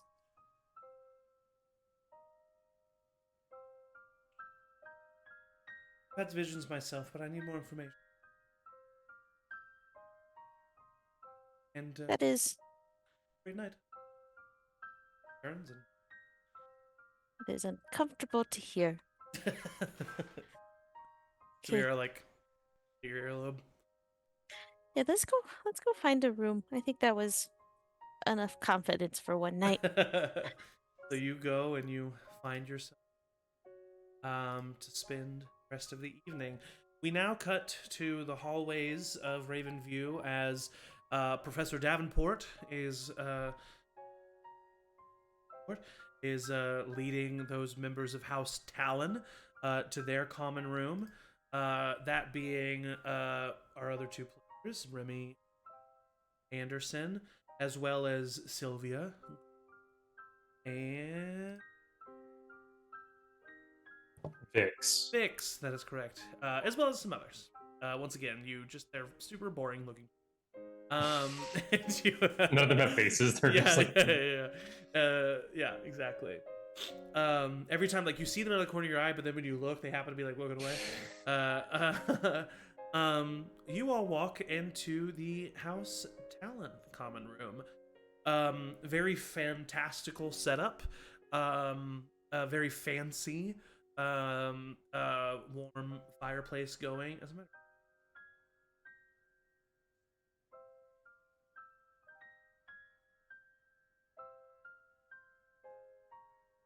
Fireplace, yeah. ooh. A fireplace is currently roaring.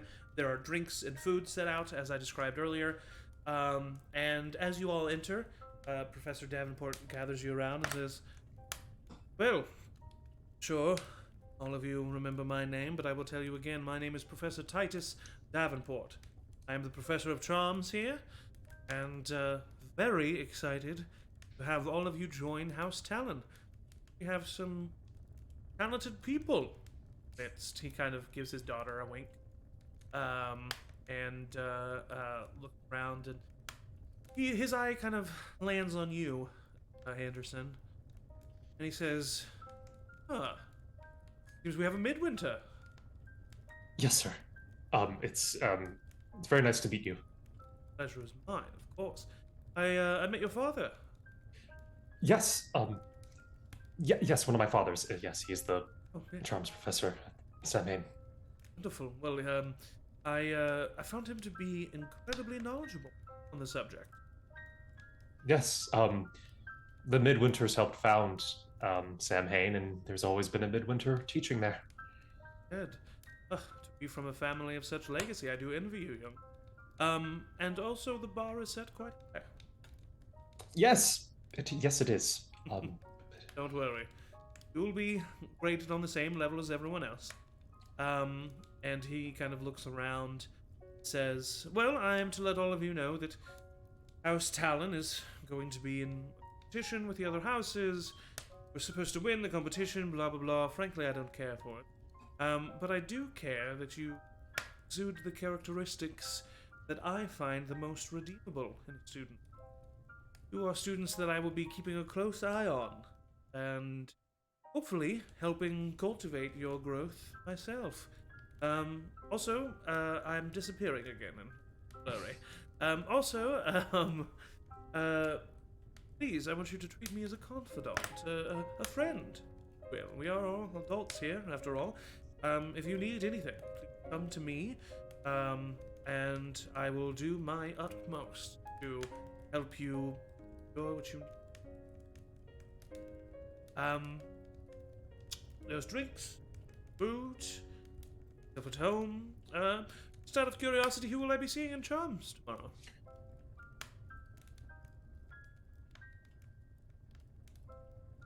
Right, well, and obviously Celia raised her hand. Well, I look forward to seeing all of you tomorrow. Get a good night's sleep, but also have some fun. All right? And he starts to head. Professor. Yeah. Do you like in front of everybody? Or you like go and grab? I'll his wait till attention? as like. Do you like he's go and leaving. grab his attention? He turns. Oh, yes, Mr. Midwinter. Professor, I was just wondering if there was any initiative or plans to implement a prefix system or a head, a head boy, head girl. We do that sort of thing at Samhain, and I always found it to be quite a good motivator for academic success. Not that I need the motivation. It's just good to know, and I was wondering if the plan was to also do that here as well. Yes. Well, I've noted your initiative. A prefect system. We find that with students all of at least the age of 18, that is not necessary. However, there is a student-faculty liaison, often filled for house. Yes, yes, I would like to do that. Well, it is decided on within the first month, based on behavior, academics, and other qualities. But your initiative is noticed. I think the rest of these people, including my daughter, would be lucky to have a midwinter their head. Thank you so much, sir. I'll see you. Very much looking forward to your class. I've already read your book about 3 times now. When I started the 4th read this morning. Well, try not to bore yourself. And also, Midwinter, exhale, my lad. Turns and Remy is. Remy would have been toward the back of the room and left the room, like probably right before he even was done speaking. Okay. When he was wrapping up, to snag the first room, like the closest room to the common room. Okay, yeah, easily done. And just toss their stuff on a bed, and then pretty quickly, probably as other people are just starting to go pick rooms, would go get a drink. Okay. As you are like leaving your room, you see Sylvia Davenport entering your room. And she says, "Oh, I was kind of hoping that I could. Oh, you already have room. That's great. Yep, sorry, taken. You want to join me for a drink when you get a drink or get a room? Yes, surely, of course. Look familiar to me. Can't say why. Pretend here. Did I? Yes, and actually, I just now really, to be frank, I just now thought about the fact that we don't have a name for the English. But yeah, I mean, you one here and where you're from. Yes. Well, Did I suppose yes, I did, but and I will say this is the English school is one of the largest. The classes containing upwards of like 300, 400 students. So not crazy that you wouldn't have known each other. Yeah. And she says, maybe we just didn't run in the same circles. I could explain it, but now here we are. Good now, though. See you for that drink. Yeah, meet you out there. And as she walks away, there's a little motion. Sleeve. Yeah. And coming out from your sleeve, we see a small little named dragon that kind of comes out and twirls himself around your hand and like curls up toward. He kind of like when I get a drink, kind of comes out and like curls around my hand around the cup. Yeah. And just kind of watches as I hold the cup. Love it. It like he occasionally like tries to dip his head in like a couple lick. I let him. Of the drink. That's Remy seems to be chilling in the common room with a drink in her hand. Is there anything that you are doing, Anderson? I think I would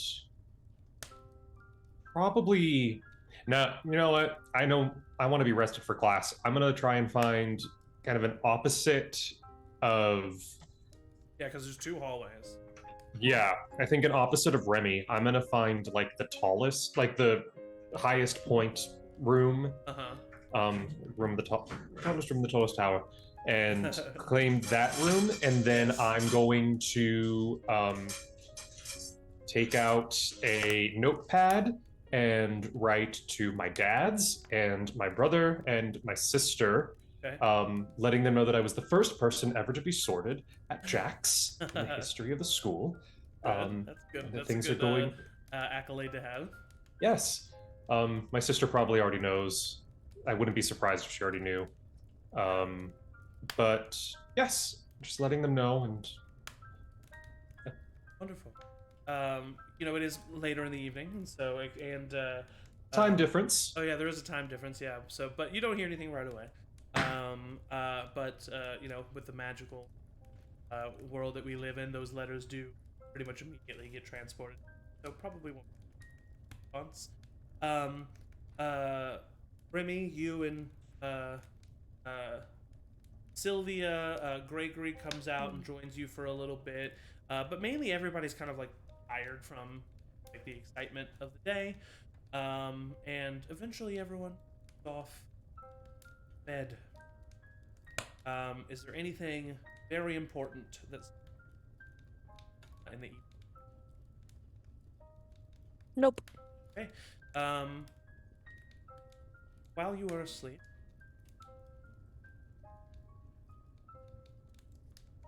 Vivian, while you were asleep,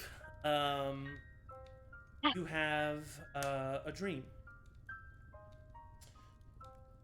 You have a dream of a room, dark room.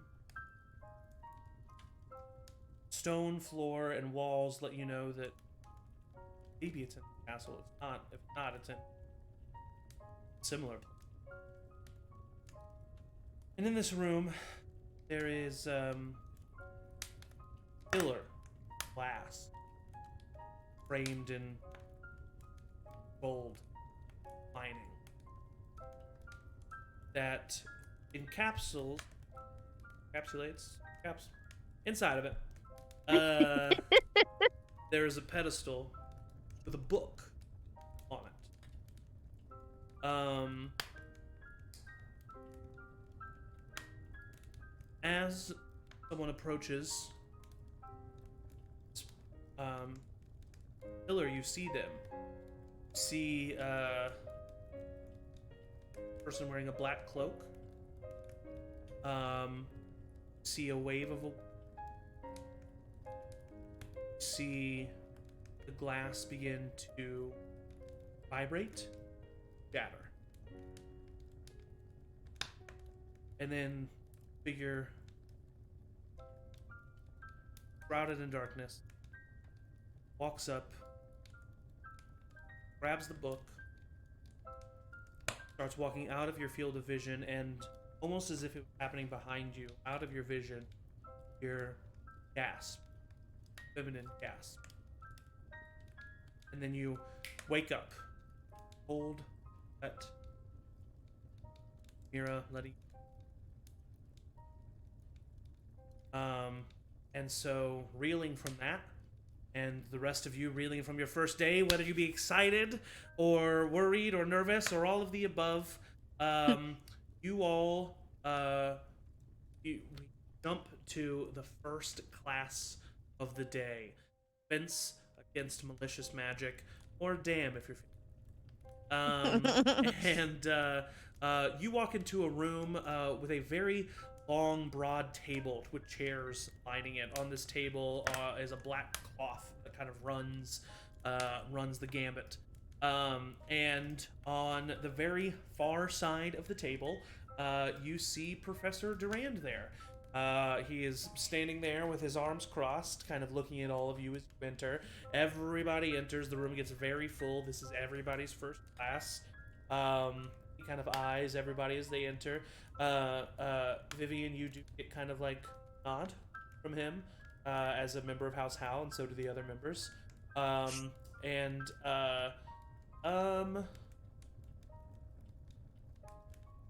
Let's have you, Vivian, roll E.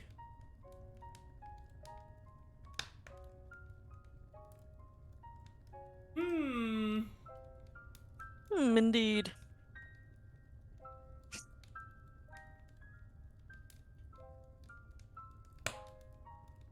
Yeah, I'm gonna say brains. Let's have you Okay. roll a brains check. This is a DC of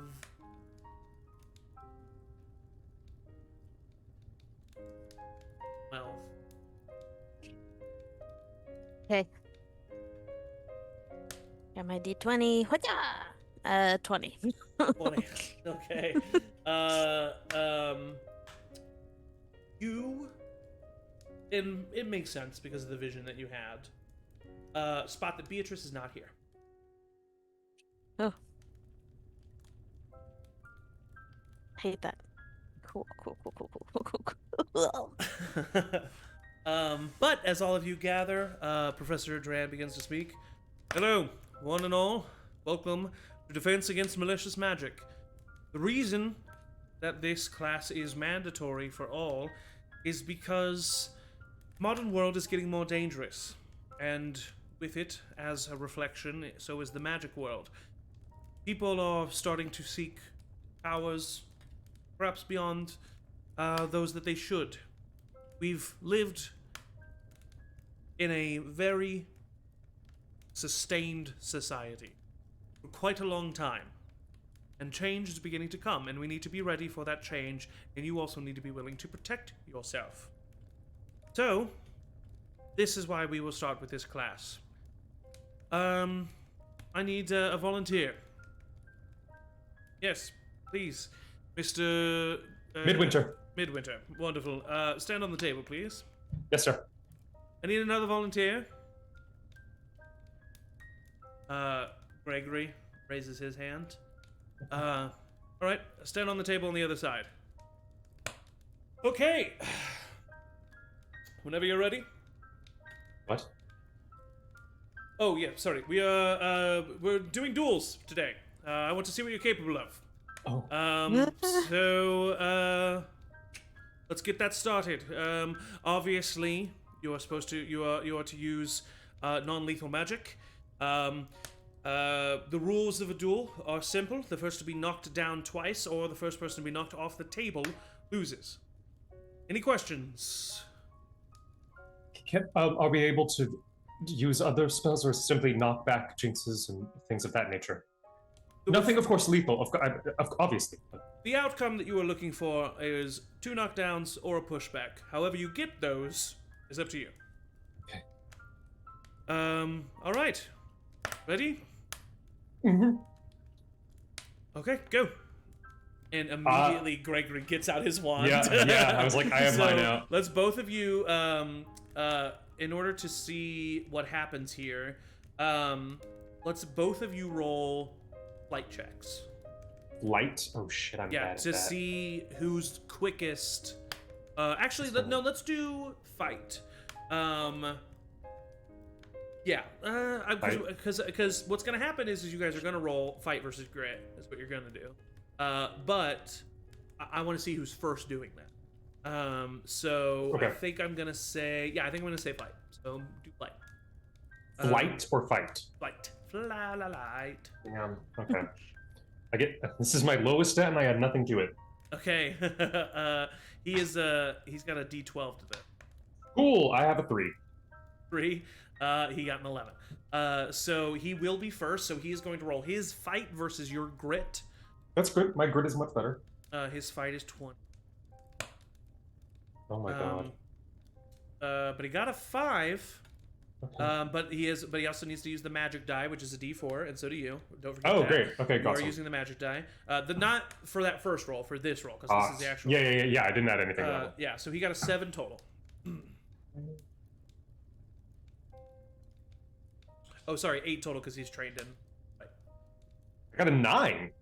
9. Okay, perfect. So, what do you? So he was first. So he throws a spell at you that is a simple, large knockback spell that's going right towards your abdomen. So how do you kind of avoid that? Just very quickly do a shield, very simple shield charm. Yeah. So you very quickly shield charm, parry it. The blast kind of goes off to the ceiling, moving the chandelier. It allows you to have the open opportunity to come back. Go ahead and roll your fight versus his grit. It's gonna be fight. Oh no, it's sorry. Whatever spell you want to do, you just gotta justify it. I would like to use a charm, which I believe is brain powered, which is what I'm good at. Okay. And I want why wouldn't to. It be, just a quick question: why wouldn't it be charm? Why would it be charm? Why wouldn't it be charm if you're using a charm spell? Oh well, in the rulebook it says like charm can be from like multiple different things. It's in like one of them is brain. I understand. Yeah, show me or tell me how you use brain to do a charm spell. Yes.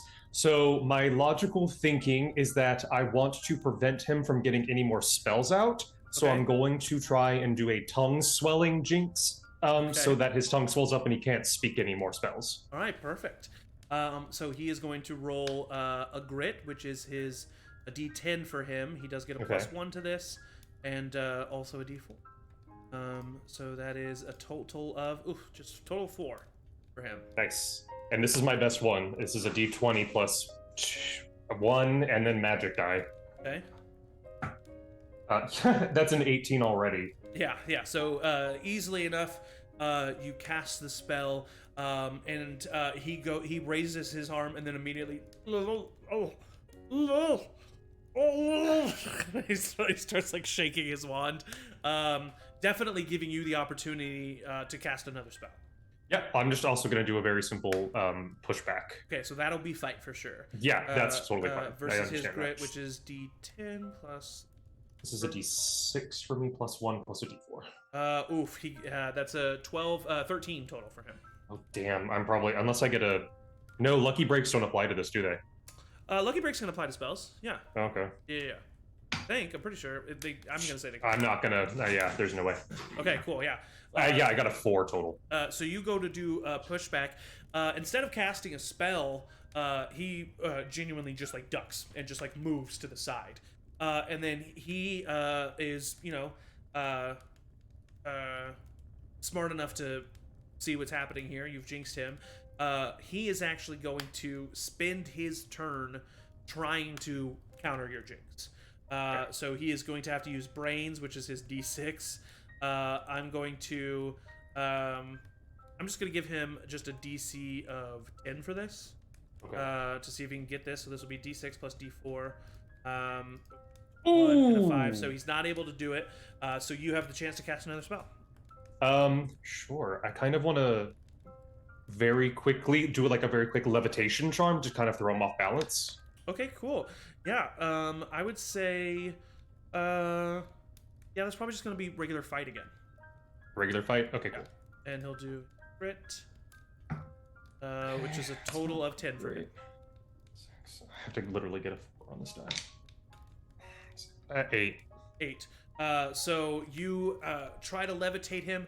He starts moving up a bit, but then he... How does he get out of that? He just some magic is so well known that you don't need to speak for it. He casts like a simple like dispel or defense, and he's able to fall back. But he still is not able to cast any offensive spells right now. So he is going to try again with a d6 and a d4 to get a 10. That's a 2 plus 3 is 5. That's not going to do it. So he is still standing there. He will start sprinting towards. So what do you do? I am going to stand my ground and try to do like, I think this is probably, and if you disagree with this, I totally understand. This is a charm that is typically used for surgical purposes, for anesthetic, basically like their version of anesthetics. I want to numb his legs. Okay, yeah, okay. Yeah, I'm gonna say that can be brains. Yes! Versus his grit. Thank you! Woo! He got a total of 13. 15. 12. I got a 15. So you start to numb his legs. He starts to fall down. You score a knockdown. He falls down on his face, scoring a knockdown. He is then, from where he's standing, gonna once again try to get rid of this counter charm. That's a 6. That's a 4. So he's able to get that out of his mouth. So he's ready to speak again, and is getting his wand towards you. He like doesn't get up on his feet. He kind of like stands up on his knees. What do you do? If he's preparing to like send another spell my way, I'm just preparing another shield defense. Okay, yeah. So he'll roll his fight versus your crit. Great. Oh wow, such low roll. 6. Cocked. Not great either.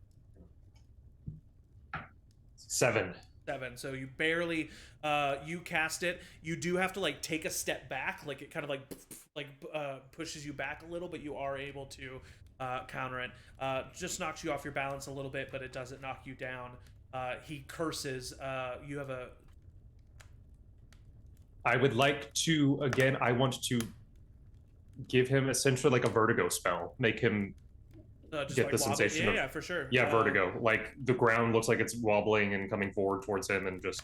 Yeah. Go ahead and do brains again. Yes, thank you. Oof. Rolled a 4. 16.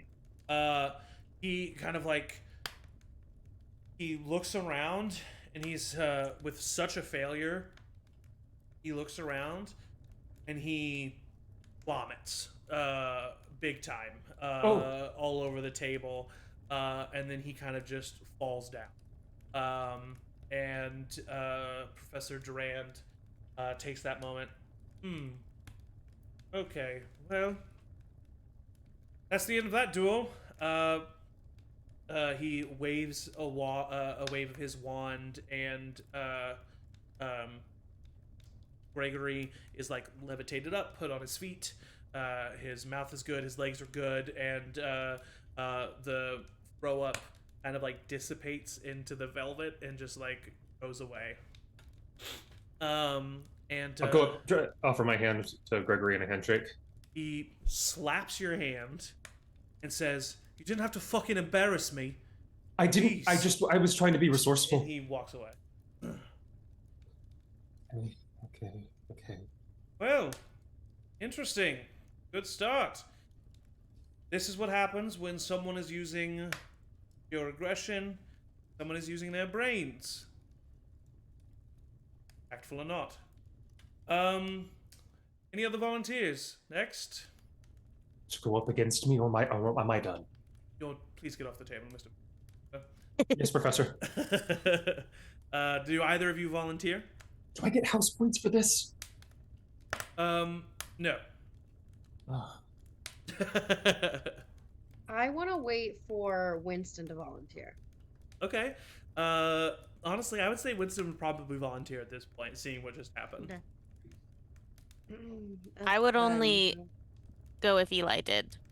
Okay, gotcha. That's like my sole person that. Okay, so Winston. Beatrice there. Winston steps up. You volunteer.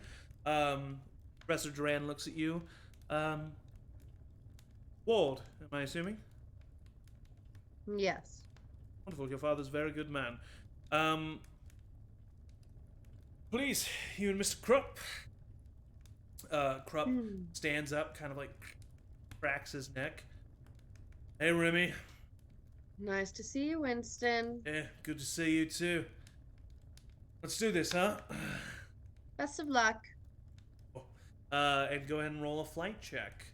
Flight is his. So he 7. Let me look. Flight is my D6. And I rolled a 1. 1. So he is going to go first. He is going to attack you with his fight, which is his D12. And a D4 versus your grit. And Oh, wait. I looked at fight and my flight is a D12. I'm so sorry. Okay, so Can I reroll? Yeah, sure.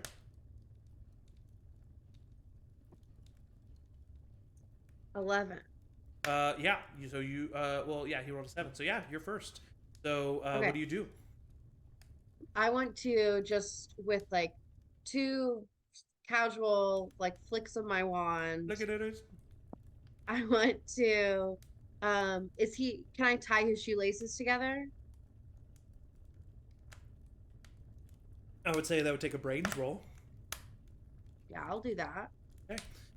So brains roll plus a D4 versus his grit, and it grit.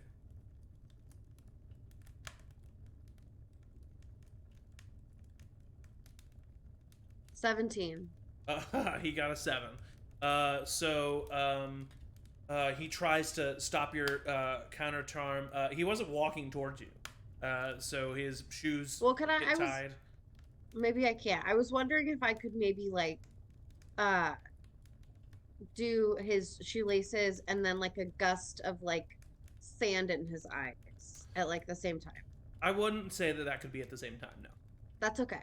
I'll just do that. Yeah, so you tie his shoelaces together. I would say in the heat of the moment, he doesn't think you did anything. And so like that's a good setup for you now. Yeah. And but now he is going to come at you with just a full-on just blast spell. So that is going to be his fight. The D12, D4, which is not great. He got a 6 total. What am I rolling? Your I'm sorry. grit and a D4. Grit. Ooh, not so.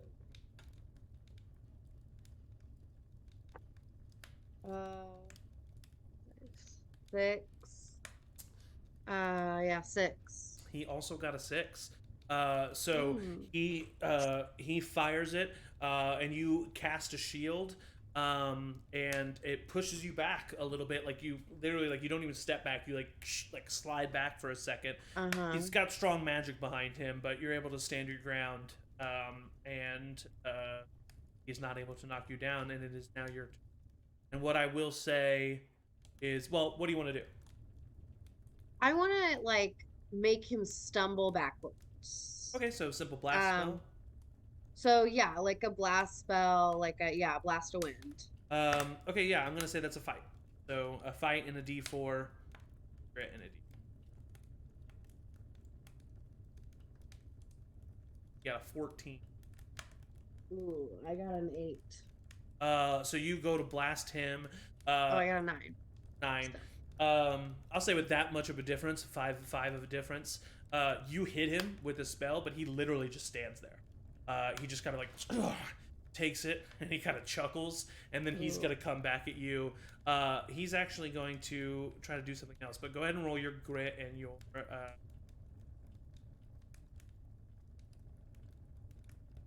Oof, you got another 4. Yeah, I don't think I even can get that. 3. 3.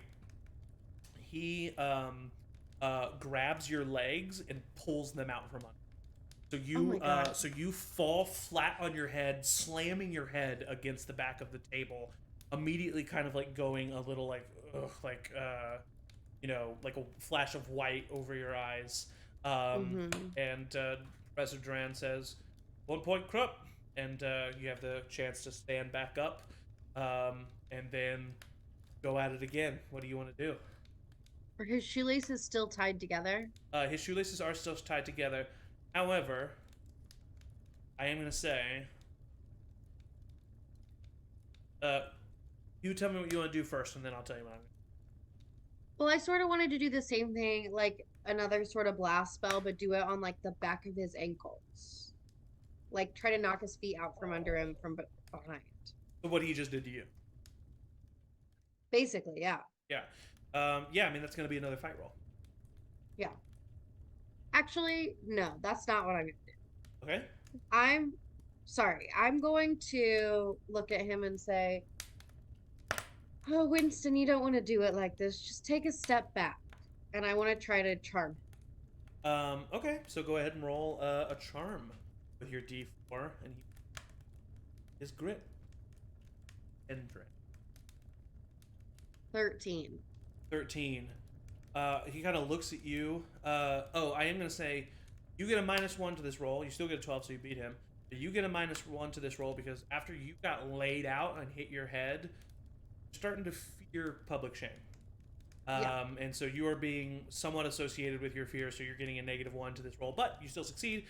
And he kind of looks at you, and he doesn't just like get, I'm trying to step back, but he just kind of like looks confused and tries to correct his balance, and as he does, the legs trip him up and he falls like on his butt and hits the ground. A couple snickers from people. Even Duran kind of point for Ward. And he stands back up. As he stands up,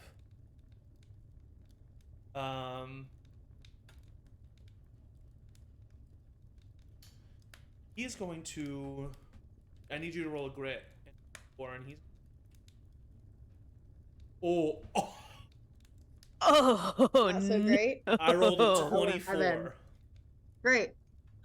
Zach, isn't there a thing that like if you're X amount over what they roll for their yes, but there's also a thing in the rules that when specifically with duels under faculty, you treat you treat the differences as no more than 3 either way. Fantastic. Okay, thank you for clarifying. Yeah, no problem. Or else you would literally maybe die right now. But what he's that's why I was asking. That's why I was asking. Non-lethal, dead. Yeah. Much like you have seen some a tower maker in a tower match, Anderson, they use a lot of bronze spells to lift the heavy stones and concentrate on that. And so much like that, you see a very similar bronze spell come from Winston as he lifts Remy up in the air against her own will and slams her in the so Remy, you are lifted up in the air and it's just you're helpless and you just slam into the ground, hurting your shoulder. Definitely a big bruise there. And Winston kind of smiles, cracks his knuckles, and Duran says, "Duel to Krupp." I'm going to like from the ground try to knock his feet out from under one more time. Ooh, Okay. Like as he's Shady, like shady. walking away confidently. Interesting. Okay. Yeah, go ahead and roll a fight check with a d4.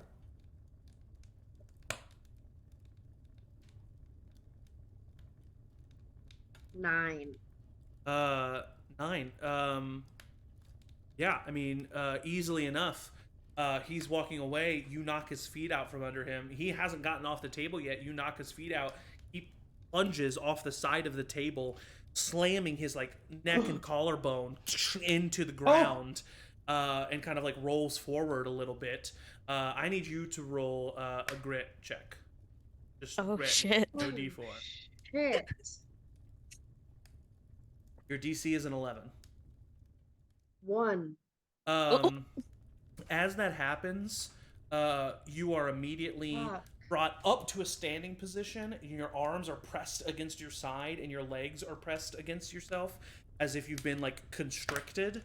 And Professor Durand, in a flash of movement, jumps up onto the table and says, "Absolutely not, Ward.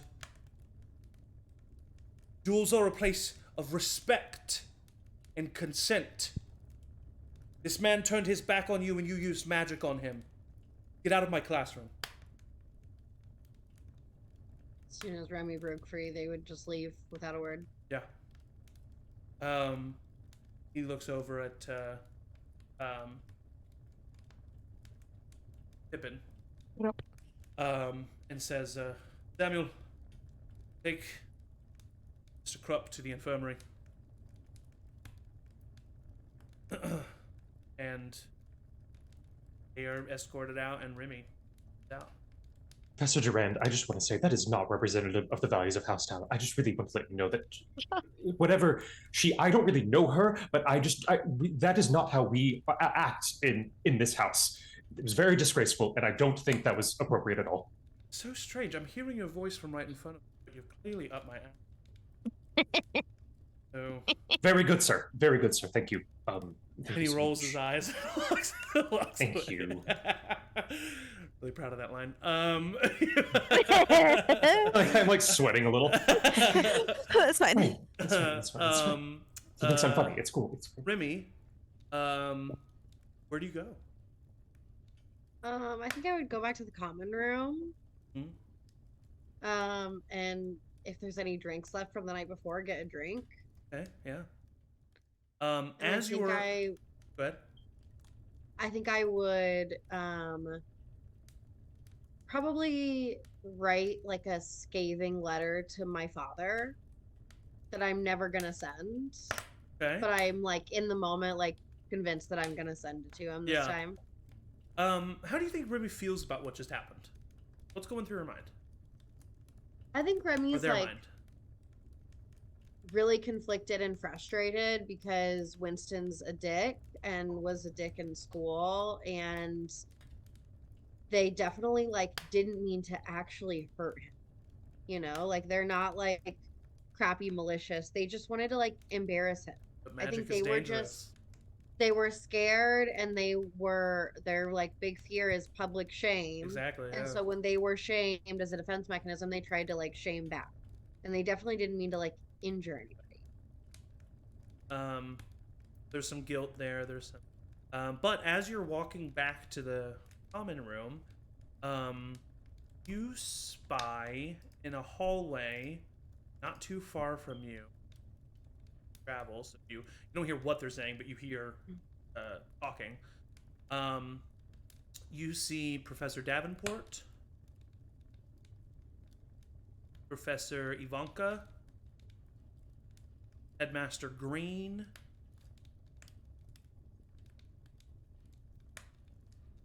and Professor Ayla, who is the professor of Transfiguration, who you have not met. Well, you have met, but we met in session. You see the four of them talking in hushed, concerned tones. I am listening. Coda has something, but I have my Bluetooth earbud in and I am listening. Okay, no worries. Our dog is worst. So we'll come back to that. And you finally, you see, Vivian, you see that Eli is starting to step forward in a volunteering set. If I see that he has volunteered, I'll like be like a second behind him in case like someone else volunteers. But like as soon as he's like full hand raised, my hand would be raised. Professor Durand looks at you, and you see that he looks at both of you. Howl versus howl. Let's see what my students are capable of. Any questions? Are you ready? No, yes. Eli kind of chuckles. Oh, yes? And he says, on with it. So go ahead and roll a flight check. Great flight. Street lights. Okay. Six. And this one you don't add the magic thingy. Not the magic, no. Okay. You got a 5. 8. Nice. So Got a D10 you're for first. What do you want to do? I'm going to stick with summoning Okay. and start by summoning. And Vivian's had a lot of time to think about it, so she has a 3-step plan. So she's gonna start by summoning a small collection of fire ants on to Eli's neck. Try not to get his face, but at least on his neck to make him squirm a little bit. Okay.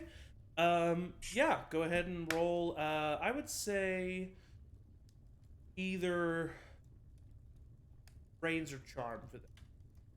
Cool. I'm gonna do brains. Right.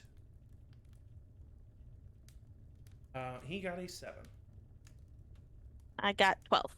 12. So some ants start to crawl up and around him.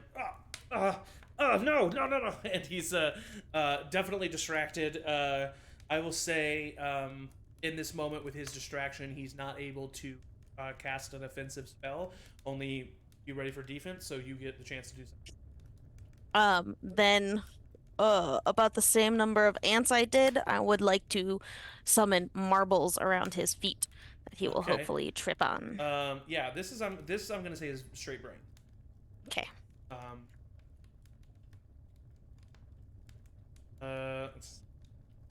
It's a 21. You Death cast by the marbles. He starts getting distracted. He very easily, like comically, like runs in place for a second and then falls down. What's funny is, as Davenport says, interesting. Point to the name. Goldspeck. Goldspeck, yes, wonderful. Point to Goldspeck. Thank you. And but what's interesting is as Eli's like getting up, he like dismisses the ants and the marbles, and which I should have allowed like resets between. Okay, we're learning, and he like kind of resets and he like laughs, and that's the interesting thing. You see him like laughing. He's like, all right, okay, all right, and he kind of like gets ready, and then he's stretching, and as he's stretching, he comes forward real quick with a fight spell. So go ahead and roll your grit and a D. Grit is what is it for me? 10 and a D4 for him. That's a total of 8 for him. Okay, it's 10. 10, nice. So he goes to push you back, but you're able to. How do you defend yourself? You just cast a simple shield spell, simple defense charm. Because she's more, I think, yeah, she would stick with simplicity over anything. So I think just seeing something coming her way, just shield. Okay, cool. Yeah, shield blast dissipates over your arcane shield, and you have a second to react. She's gonna stick with summoning since that is doing okay. And this time, summon a bucket upside down right above his head to then fall on top. Perfect. Yeah, go ahead and roll a brains roll, and he's gonna roll a total of 6 for him. 14. 14. The bucket appears, falls on his head. He's like I'm gonna say he distracted. It's just a bucket on his head, so he could just take it off. But Yeah. because of that distraction, you have the ability to do it again. She's gonna once again to herself, but people probably catch her mouthing something and just be like, confidence, confidence, confidence, and just like run towards him to just like shove him. Interesting. Okay, so yeah, this is definitely fight. And, Yeah, yeah, and yeah. you don't get a D4 because it's not a magic spell. Nope. And he's gonna roll his grit, but he's not gonna have a magic either, so he gets a 4. 8. 8. You run, you push him, and he lands on the ground. And he just kind of like She's like surprised probably more than anyone, like, oh. And Davenport, not Davenport, Duran says, "All right, duel to Goldspec. Well done." And She Eli, immediately puts yeah, out her hand to help he him up. grabs it and stands up, kind of dusts himself off. Okay, well done. Thank you. Um, She like is standing like a little bit taller, like, yeah. okay. And then duels finish. And Professor Durand is kind of like nodding his head, looking. All right. Well, all of you performed quite well today. I see that we have a good batch here. You're already capable of quite a bit. I was expecting normal duel circumstances, but you already seem to know what your assignment was. Your assignment the next time is to think of ways to win a duel without Vita-Brawn magic. You need to use your brains, your charm. Use your flight if running away and hiding is handle the situation. And you're going to need to practice this and brainstorm with your group. And everybody's gonna like, what? You and your group of 4 will have duels with one another, and you will get to know one another. Not only will you practice with each other, but you will then prepare yourselves for 4-on-4 duels. The odds of you not being alone, or the odds of you being alone against a lone attacker are not high. The odds of you and some of your friends being up against multiple entities, that's a little bit higher. So that is what you are going to be practicing. So, groups are pre-assigned, and they are, and he starts going through his list, and surprisingly, some of you aren't spoken about until the very end. And he says, all right, and the last group is going to be Goldspec, Powell, take Midwinter, Talon,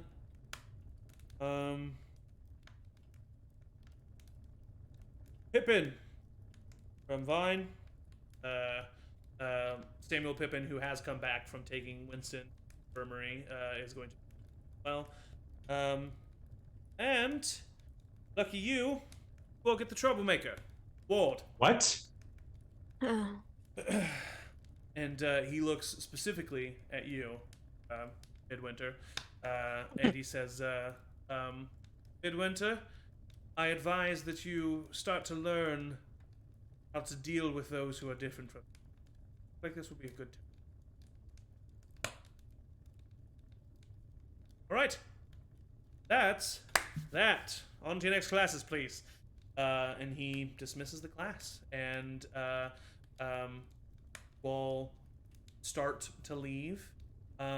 Do the two of you introduce yourselves to each other? I think I'm so mad at that comment that I've just like stuffed my stuff in my bags and I'm out the door. Okay, cool. After that happens, Samuel comes up to you, Vivian, and he goes, "Hi, my name's Samuel."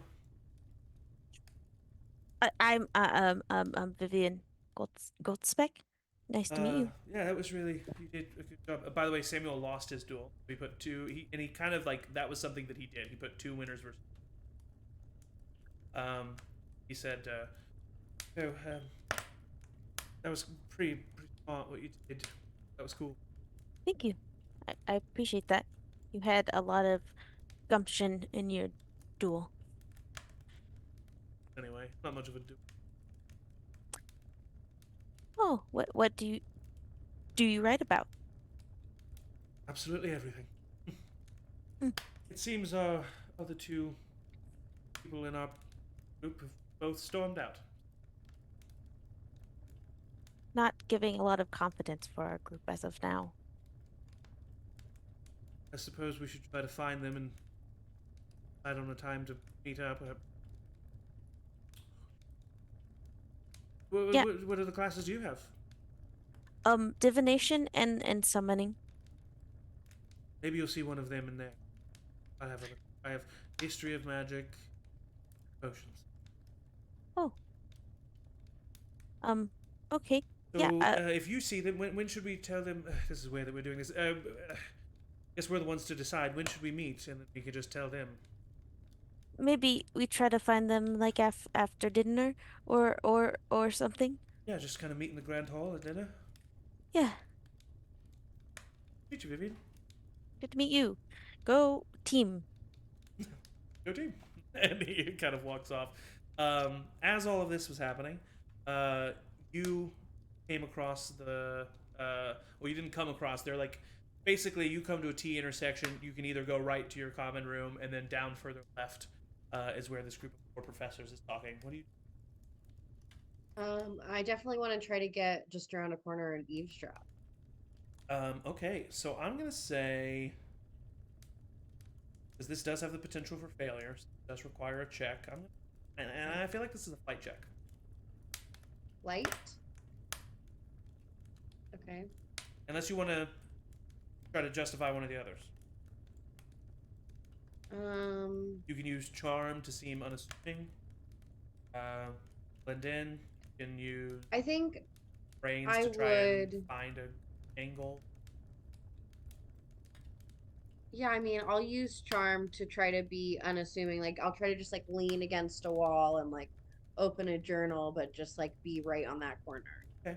I will say this is going to be a difficult check because they are actively like kind of being secretive about their conversation. Yeah. So I'm going to say this is DC. Let me look at the how they got these.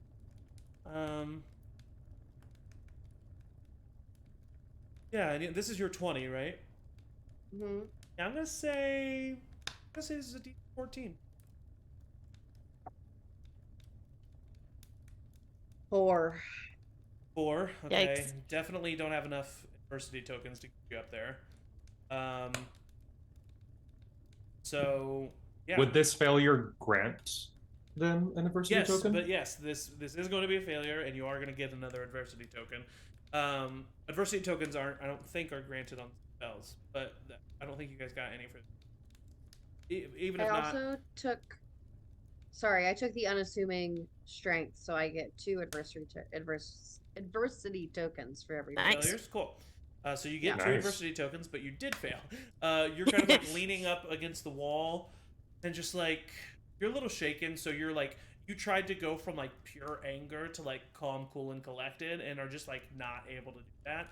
And so you kind of like let out like a sigh on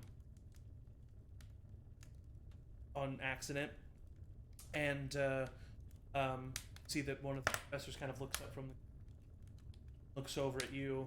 They kind of like nod over to you, and you see that the 4 of them start to like.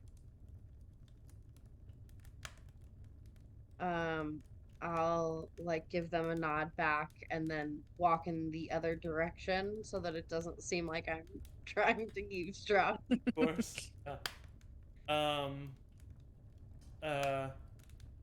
What do you do? You just go straight to your next class?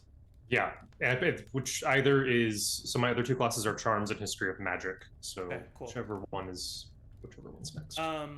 As you are all heading to these next classes, Yes. I wanted to ask the Professor Durand about Beatrice before I left. Oh, okay, yeah. Go ahead. He's kind of just I, like cleaning up. excuse me, Professor, I had one Yes, Gold Grain. quick What's up? question. Gold spec. All right.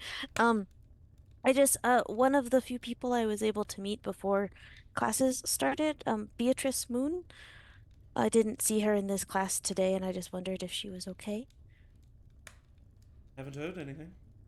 Oh, okay. Just overslept. That's prob probably it. As you are both standing here, Lila Green, the headmaster, appears in the front door. Durand, we must. Apologies. No, I'm sorry. I will leave. Thank you. And good job today, Vivian. Make sure you work on that group of yours. Yes, Professor. Thank you. And you start to walk out, and Lila's like very like clearly like antsy, waiting for you to walk out of the room. And then as soon as you walk out of the room, she goes into the room. You just walk away.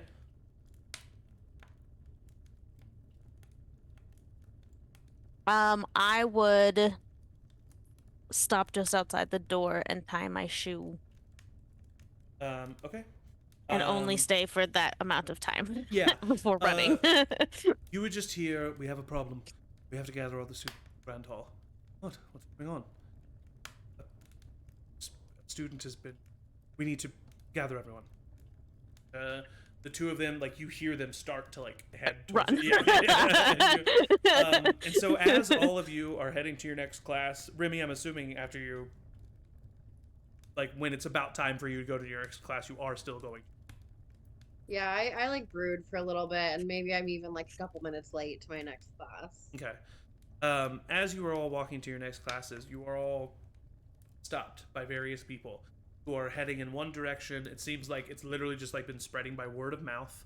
That everyone's saying we all need to go to the Grand Hall. Any professors that you see are like, "Come on, let's go to the Grand Hall." Everybody, Grand Hall. So you are all taken into the Grand Hall.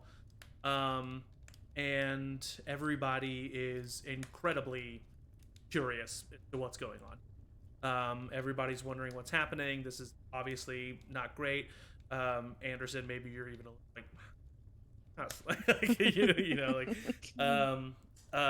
but you see like most of the professors speaking together on stage secretively as all of you are brought in.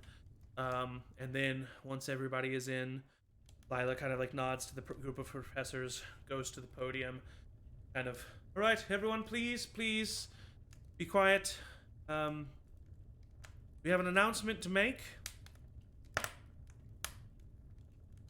Unfortunately, one of our students over the night has been attacked. We are not quite sure who the culprit is. We are working on that. Beatrice Moon is currently in the infirmary, incapacitated. She is still alive, but seems to be under the effect of some sort of horrific curse. We are all going to need to take the rest of the day off so that we can discuss and Anderson, that's just so funny.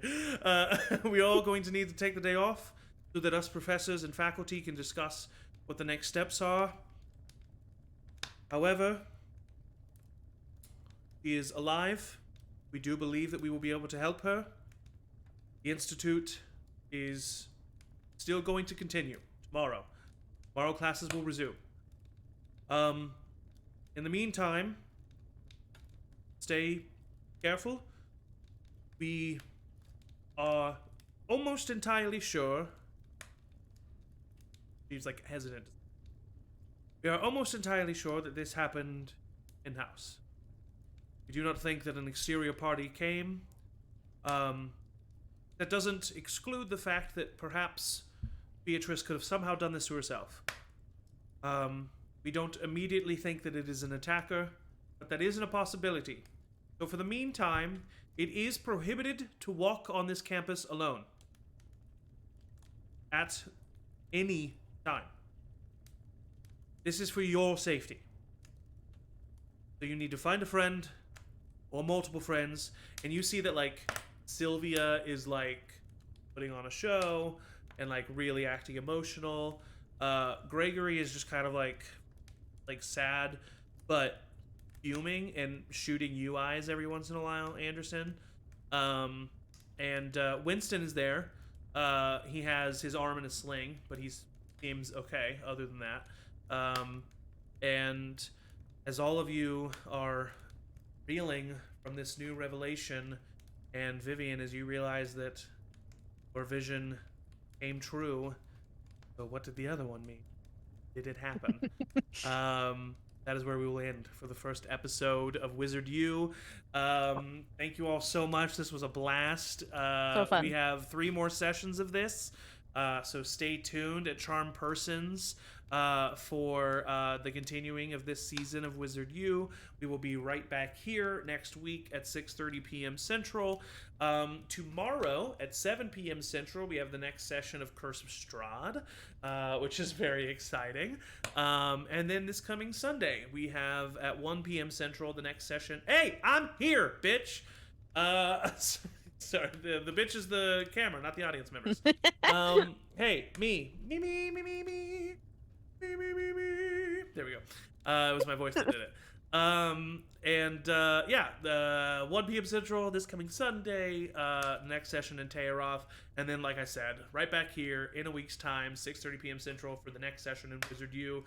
Thank you all for watching. Thank you to my players for being new to this experience, being open to it. I hope you had a good time. Very excited to see where this story is going. There's seeds everywhere. Can't wait to see which ones grow. Yeah, thank you to my players. The best players a GM can ask for. I do say it every time, but I also do mean it every time. As always, everybody say bye. Okay, bye. Bye.